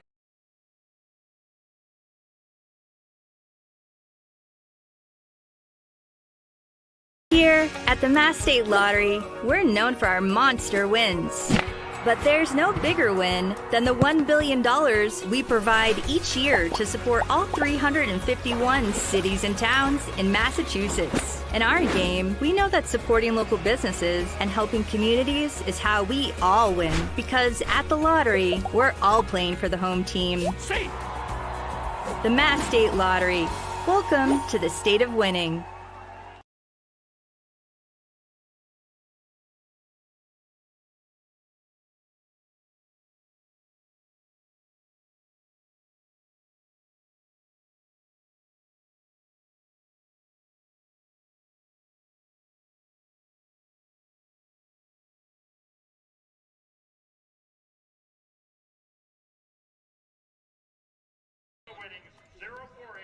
Simply phenomenal what we've seen transpire here at Veterans Field tonight. 29 strikeouts combined between both teams. Just not a whole lot of anything other than the pitchers shoving here tonight. Really the only big hit of the game was that two-run homer for John Bay in the sixth for Chatham. The lone highlight for Bourne, an RBI single for Merrick Houston in the third, and that's where we stand. It's 4-1 Anglers as we begin the top half of the eighth. And there's a new pitcher for Chatham, Carson Ligon, a senior at Mississippi State, making his first appearance of the summer. Yeah, 4.56 ERA, was used out of the bullpen for 13 of his appearances, got 2 starts, and the control was the problem for him, 21 Ks to 21 walks. So something to watch out for here, but he also transferred from the U to Mississippi State. First pitch to Clay Grady, the number 9 hitter for Bourne, down and out, ball 1. Grady hitting in that 9 spot, 0 for 2 tonight with 2 strikeouts. One against Witherspoon, one against Murphy. Both had 6 to their name. 1-0, skied foul, out of play on the first base side. As Cam mentioned, Ligon spent his first 2 seasons at Miami as a starter and was on that 2022 ACC All-Freshman team.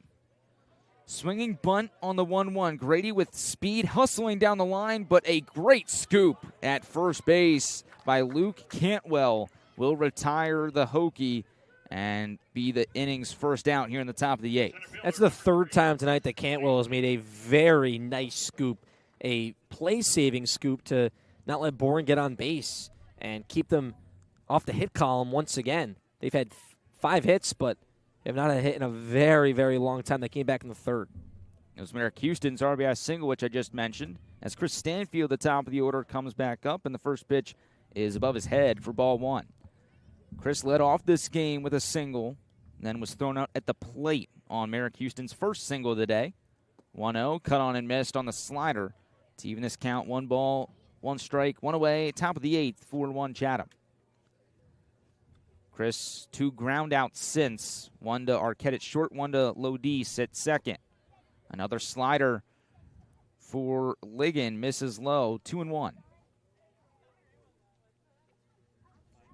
Chatham's pitching has been very good over the first 3 games as Stanfield pops one up and it's veering foul and it will get out of play. Chatham, they came into this game with a team ERA of 1.69 over the first 2 games. Opponents hitting just 2.20 against them. Opening day mercy rule over Wareham, and then a 2-1 defeat yesterday here at home against YD.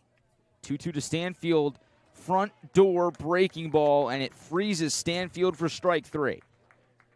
First of the day for Ligon, 13th overall for Chatham staff. And Bourne struck out 15 times last night, 13 right here. So that's been a big issue, and the hits tonight are not helping them out. Going to be a very tough battle to even get near double-digit hits for 3 games in a row.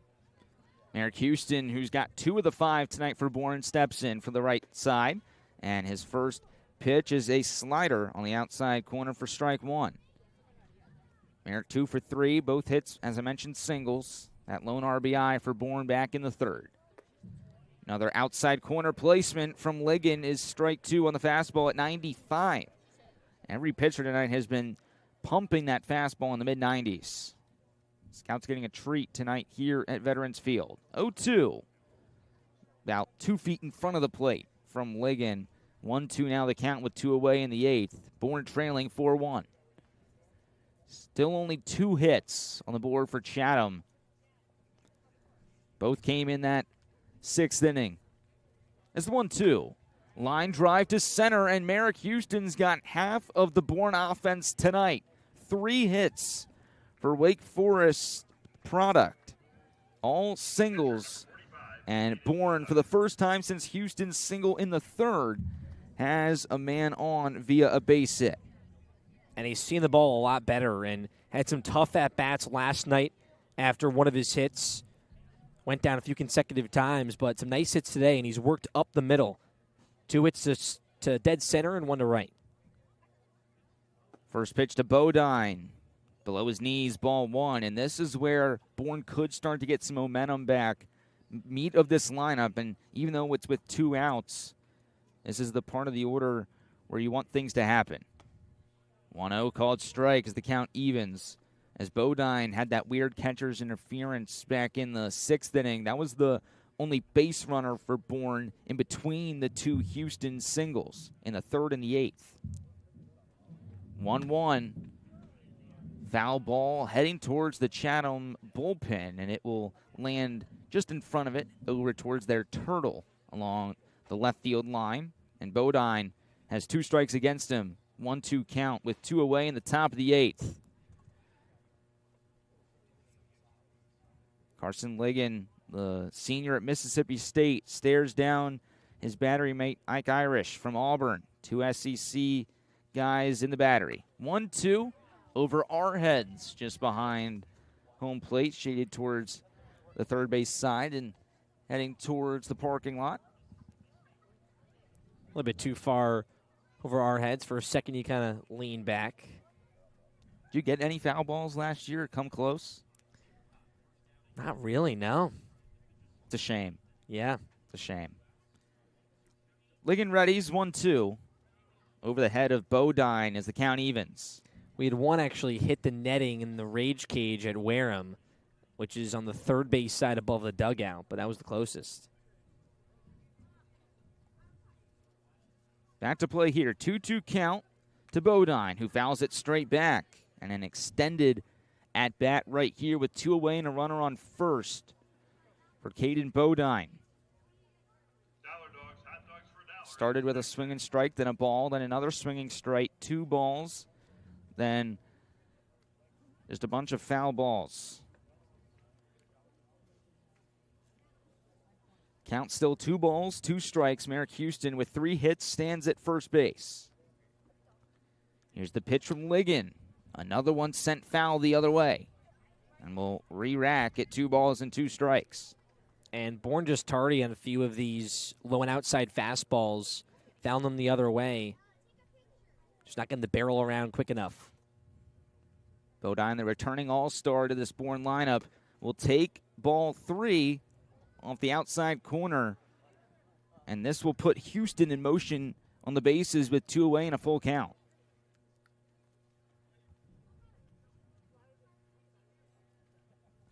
Ligon stares in. Bodine hitting from the left side, the switch hitter. Here's the payoff. And again, Bodine, gritty, will foul it away the other way. Ligon testing Bodine on the outside corner, but he's ready for every pitch coming his direction. That one was an up-and-in fastball on 95 to foul off. Whether it be inside, outside, up, down, Bodine doing whatever he can to extend this at-bat and try and bring the tying run to the plate for the Bravos. Houston goes, and this is sent the other way to the shortstop, Arquette. His only play is at first. The throw is in time as Cantwell scoops it out once again. And what a defensive masterclass for the Anglers to end the top of the 8th. Bourne finally gets a base runner with Merrick Houston's 2-out single, but can't do anything with it as the Anglers will come back to bat in the bottom half looking for some more insurance. It's 4-1 Chatham, bottom of the 8th next on the Bourne Braves Baseball Network.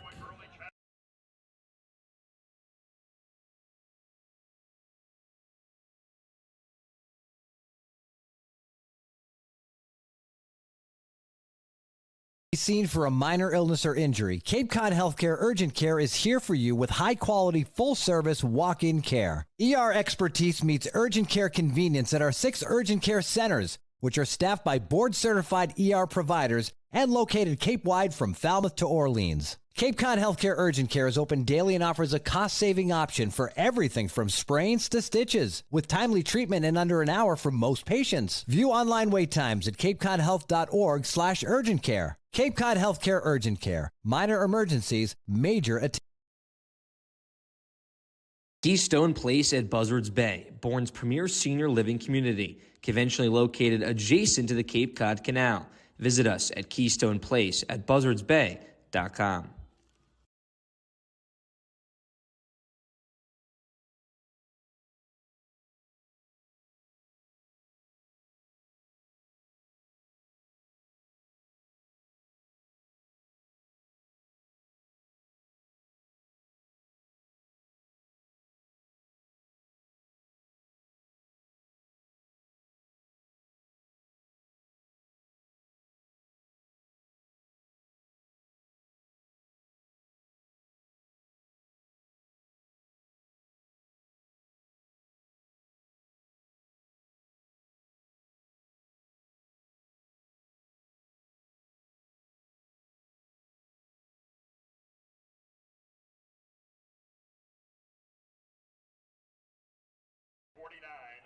Chatham looking to get a couple of insurance runs. They lead 4-1 over Bourne.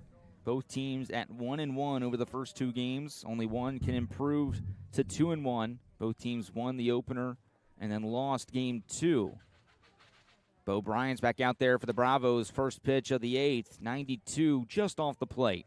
And it'll be 1-0 working to Luke Cantwell. It was a 1-2-3 7th for Bryans. 2 strikeouts. Back-to-back to Irish and Arquette.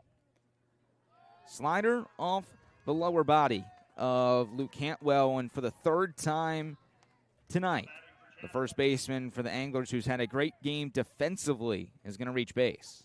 The second baseman from Georgia Tech, number 24, Kyle Lodice.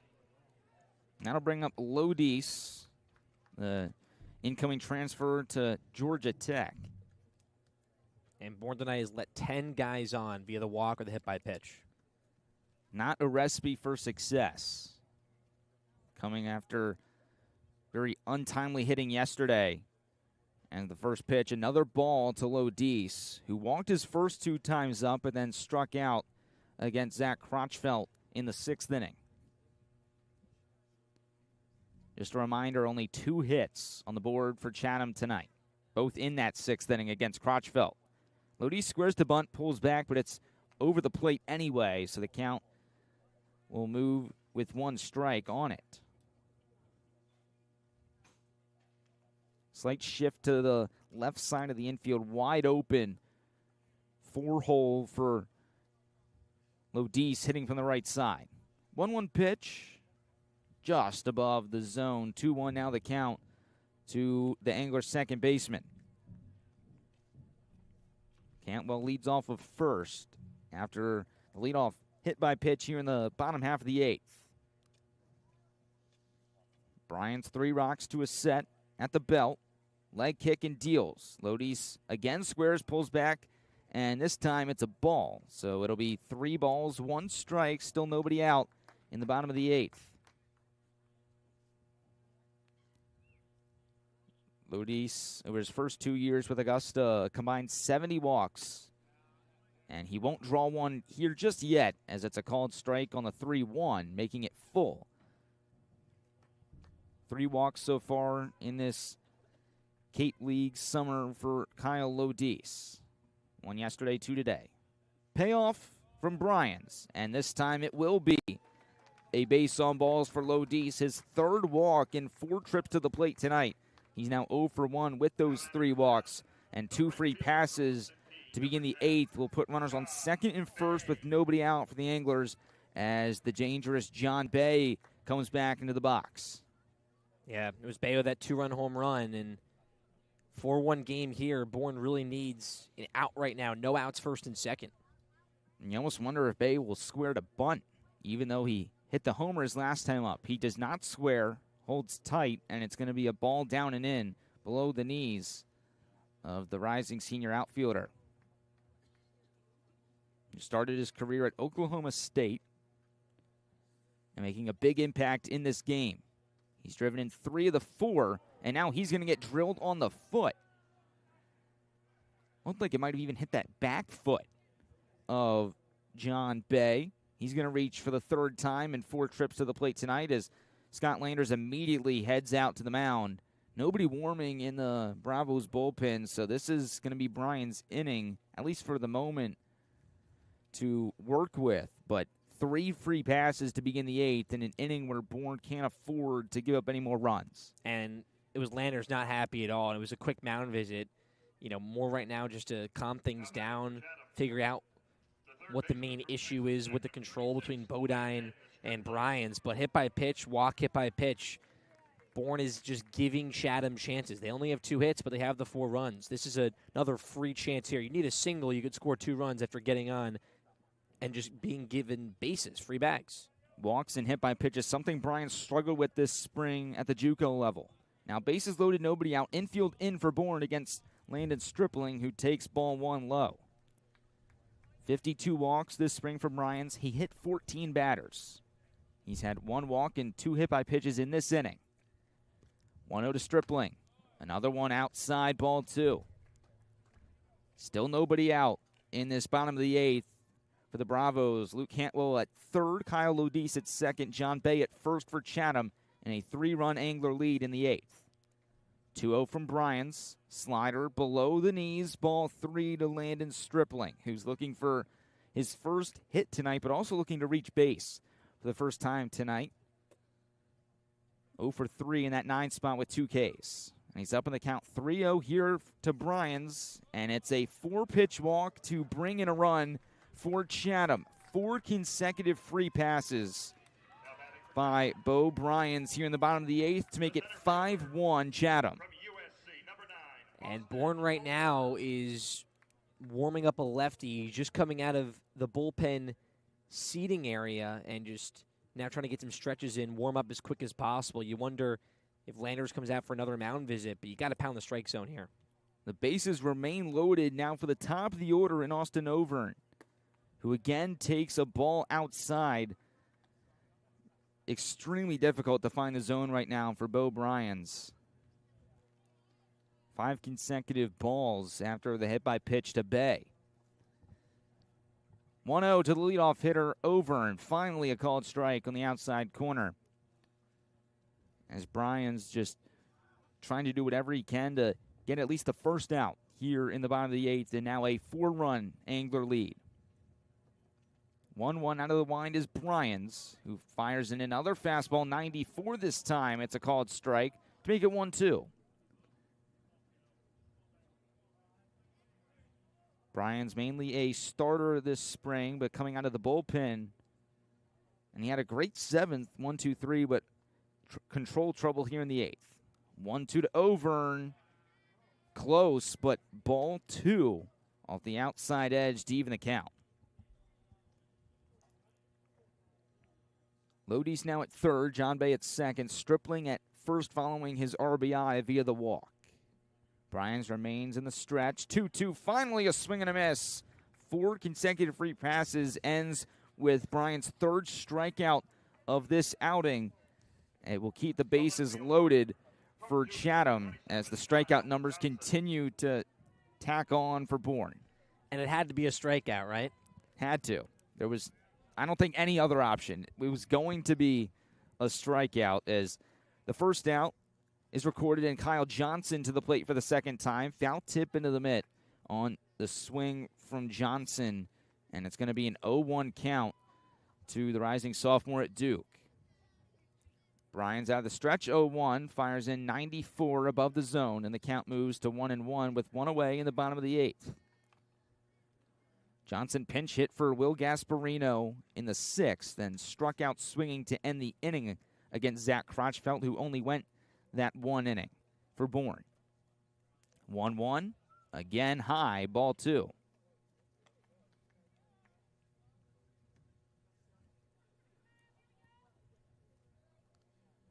Up to 18 on that strikeout counter for Bourne's pitchers tonight.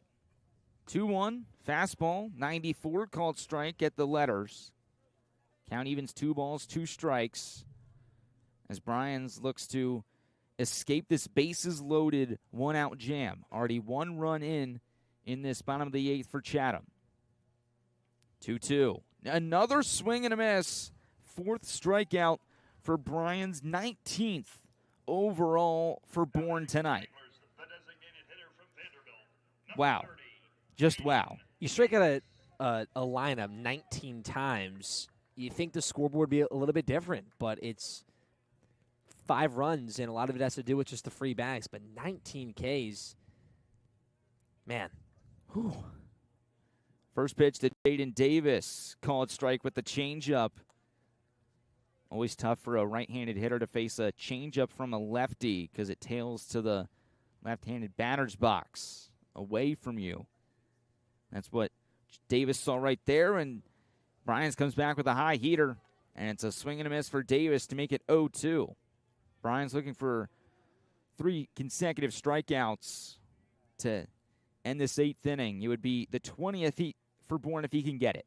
0-2 in the dirt, blocked by Bodine. Count moves to 1 ball and 2 strikes. Just a refresher, 8 for the starter Donovan Zach, who went the first 3 1/3. Braden Reisdorf gets 5 outs, 4 of them strikeouts. Zach Crotchfeld gets 3 outs, all 3 strikeouts.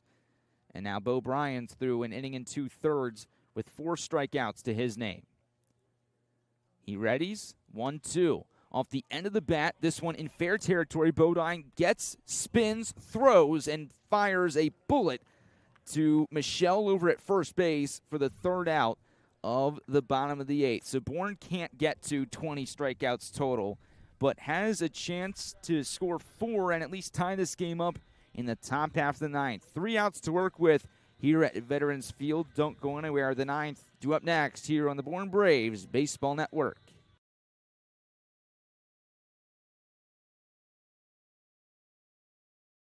Services, or CDS, is an events technology company based in Bourne and a proud supporter of Cape Cod baseball. Since 1986, CDS has been delivering customized solutions to the global trade show industry. Keep up with CDS at cdsreg.com and follow them on Facebook and LinkedIn.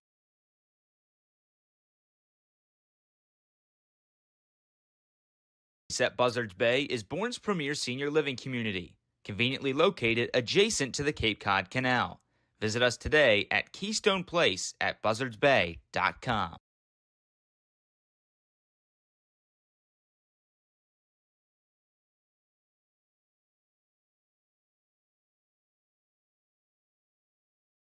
With Portside Liquors. Discover a world of fine wines, spirits, and craft beer handpicked for every occasion. From rich reds to smooth spirits, elevate your experience with us. Unwind with excellence.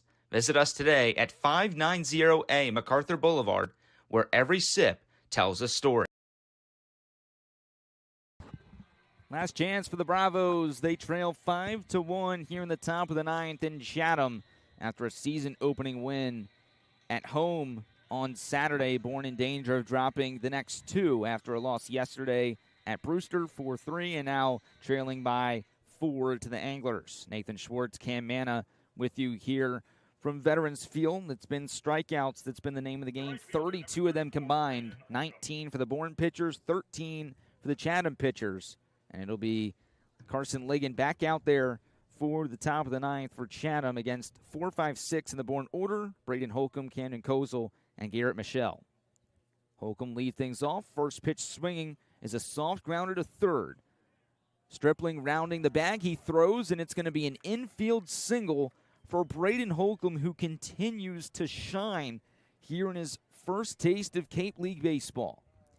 And Holcomb can move. That's a slow roller right there, but sprinting down the line, full head of steam, straight out of the box, really any way on. And you mentioned it too. That's a way to get your multi-hit right there for Holcomb once again.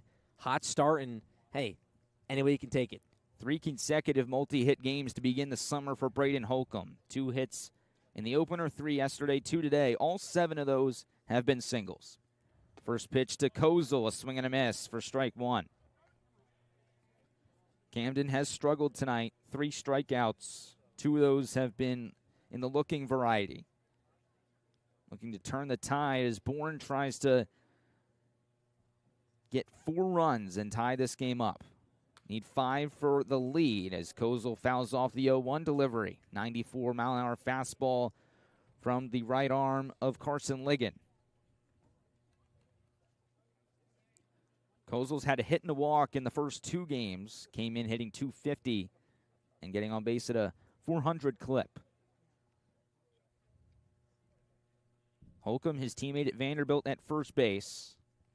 An 0-2 count from Carson Ligon. The pitch, spiked, and it's to the backstop past Ike Irish, the catcher. And Braden Holcomb up to second after the wild pitch. Tough there for Ike Irish behind the plate to even block that. Hard spike throw fastball from Ligon, and now an RBI chance for Kozel as his Vanderbilt teammate on the pond at second. That would be the first of the 4 runs that Bourne needs to tie this one up. 5-1 Chatham leads in the 9th. 1-2, this one off the glove of Irish. And Holcomb, it takes him 2 pitches, 1 wild pitch. You could argue that one could be a pass ball or a wild pitch, but we'll see what the ruling is. And for now, it'll be Holcomb on third and a 2-2 count to Camden Kozel.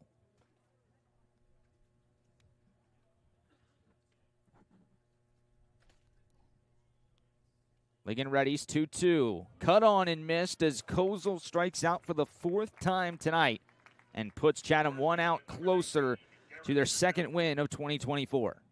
And Kozel for the 2nd time chasing out of the zone on 2 strikes. That one eye-level fastball and just swings through it. So here's Garrett Michelle, still in search of his first hit since March with Virginia Tech.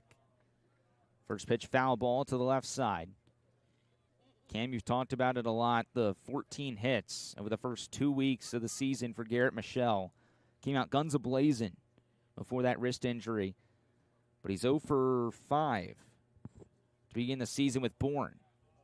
And he'll even the count right here by taking a ball off the outer edge.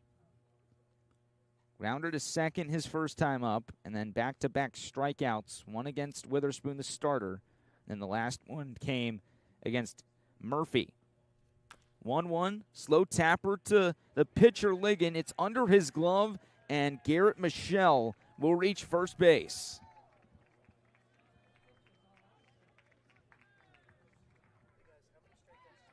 It's ruled an infield single for Garrett Michelle. So right on cue after saying Garrett Michelle has not gotten a hit since late February, early March with the Hokies. Well, he gets it on a 10-foot tapper in front of the plate. Yeah, just any way on. The same thing for Holcomb. And, hey, a hit's a hit at the end of the day. And mentally for a hitter, it's just nice to just get on base, see the hit, kind of get that 0 off your back. So now runners on the corners, 1 away for Jack Penny. Steps in, first pitch from Ligon, called strike on the outside corner. You know, never say never, but if Penny were able to get on here, that would bring the tying run to the plate for Bourne in the on-deck circle and Davis Gillespie. Ligon from the stretch, 0-1. This veers inside, closer to the knees of Penny as the count moves even. 1 ball, 1 strike, 1 away, top half of the 9th here in Chatham. 5-1 Angler lead. Ligon at the belt, 1-1 to Penny. Breaking ball outside corner, strike 2. Such a good job from Ligon, just working outside, low and outside of the zone, hitting that spot so well right now. Tough for a hitter to really nab at that and throw their hands. Ground ball double play could end this game. 1-2 count, runners at the corners for Bourne with one away. 1-2 to Penny. Above the zone for ball 2. Jack so far today, another Bravo looking for his first hit or his first trip to first base. 2 ground outs to Arquette at short and a fly out to Overn in center. 2-2 pitch from Ligon, fouled straight back. Penny just missed that one. Fastball on the outside corner. If Penny can get on, Gillespie awaits on deck. Clay Grady in the hole. 7, 8, 9 here in the Bourne order. Holcomb at third, Michelle at first. Ligon gets the sign. Here's the 2-2. It's a strikeout. The back pick to third is not in time. It'll be the third strikeout of the game for Carson Ligon, as Chatham 1 out away from a Game 3 win here in the 2024 season. And that back pick to third base was close as well. It was a dart of a throw to Stripling that really him and Holcomb met at the bag. It was a low throw that was right there at his hand. So last chance for Bourne, Davis Gillespie. 2 away runners at the corners. First pitch he sees from Ligon, up and in, ball 1. Gillespie, his first at-bat today, led off the third with a double. Came around to score on that Merrick Houston RBI single. Since then, 2 strikeouts, both against Murphy, who came in relief of Witherspoon. 1-0 to Gillespie. Breaking ball, called a strike on the inside corner. It looked like there Gillespie was expecting fastball. He brought the arms above his head, and then the ball just right in the bucket. 1-1 count now, 2 away, top of the 9th. The pitch from Ligon, another breaking ball, this one more sharp at 85 miles an hour. It'll be above the zone, and the count still 2 balls and 1 strike. Braden Holcomb began this inning with an infield single. Garrett Michelle stands at first base, who had an infield single of his own. 2-1, swing and a miss. And the Anglers 1 strike away from beating Bourne here on a Monday night, a beautiful Monday night at Veterans Field. Carson Ligon gets the sign, rocks to a set. He's at the belt. The 2-2 pitch is foul-tipped into the mitt for strike 3, as Chatham will put the finishing touches on a 5-1 victory here at home against Bourne. In one of the most bizarre games I think we'll see on the Cape this summer, Chatham scores 5 runs on 2 hits. A combined, I don't even know at this point, 15 strikeouts for Chatham and 16 for us. 35 total strikeouts in this game as the Bravos drop Game 3 of their season 5-1 to the Chatham Anglers. It's now a 1-2 record for Bourne in their road to a three-peat. And a game today where, once again, back-to-back nights, you do one part of the game good, and then the other part just really hurts you. Last night, it was double-digit hits. You have that, but you left 13 runners on base. Tonight, you strike out the opposing team 19 times, but you walk them a whole bunch. You give them 3 runs via the hit by pitch or the walk. So you're doing one half, not the other. And for Bourne, that's what the last 2 nights have been. Really 2 tough losses where you're seeing bright spots, but the glass is not half full right now for the Bravos, and that's why they're 1-2. The timeliness of these hits has just not been there. It's been 30 hits over 3 games for Bourne, 11 in the first 2 each, and then 8 tonight. But you look at this, 5 of the first 8 hits were in those first 3 innings. 2 of those hits came on infield singles in the top of the 9th. I mean, it's only a matter of time before these bats start to break out in a big way and those extra base hits start finding the gap. But right now, it's just a struggle at the plate for Bourne. And they'll play Harwich tomorrow, who won tonight 3-2 against YD. They've been playing some close battles and have had the victories. But for Bourne tomorrow, they're likely going to go with Matt McShane on the bump, who was an all-star last year for the Bravos out of the bullpen. But big thing tonight is you strike at a lot of batters. You cannot walk this many guys. That was something that's that Scott Landers and Kevin Curtin, the pitching coach, will talk about with the pitching staff, because it's tough to kind of nab and talk down on a pitching staff when you strike out that many guys. But, hey, free bases kills you in baseball games. 19 strikeouts for Bourne, but 10 walks on the pitching side of things. And that'll be a killer down the stretch as Chatham comes out on top 5-1 here at their second home game of the 2024 season. They improved to 2-1 as your Braves fall to 1-2. We'll be back on the air tomorrow night in Harwich, game 4 of the Bravos season. But for now, we'll sign off from Chatham for our producer, Jeremy Gay, our sideline reporter, Adam Gotkin, and my broadcast partner, Cam Manna. I'm Nathan Schwartz, taking a good night from Veterans Field. 5-1 is your final from Chatham.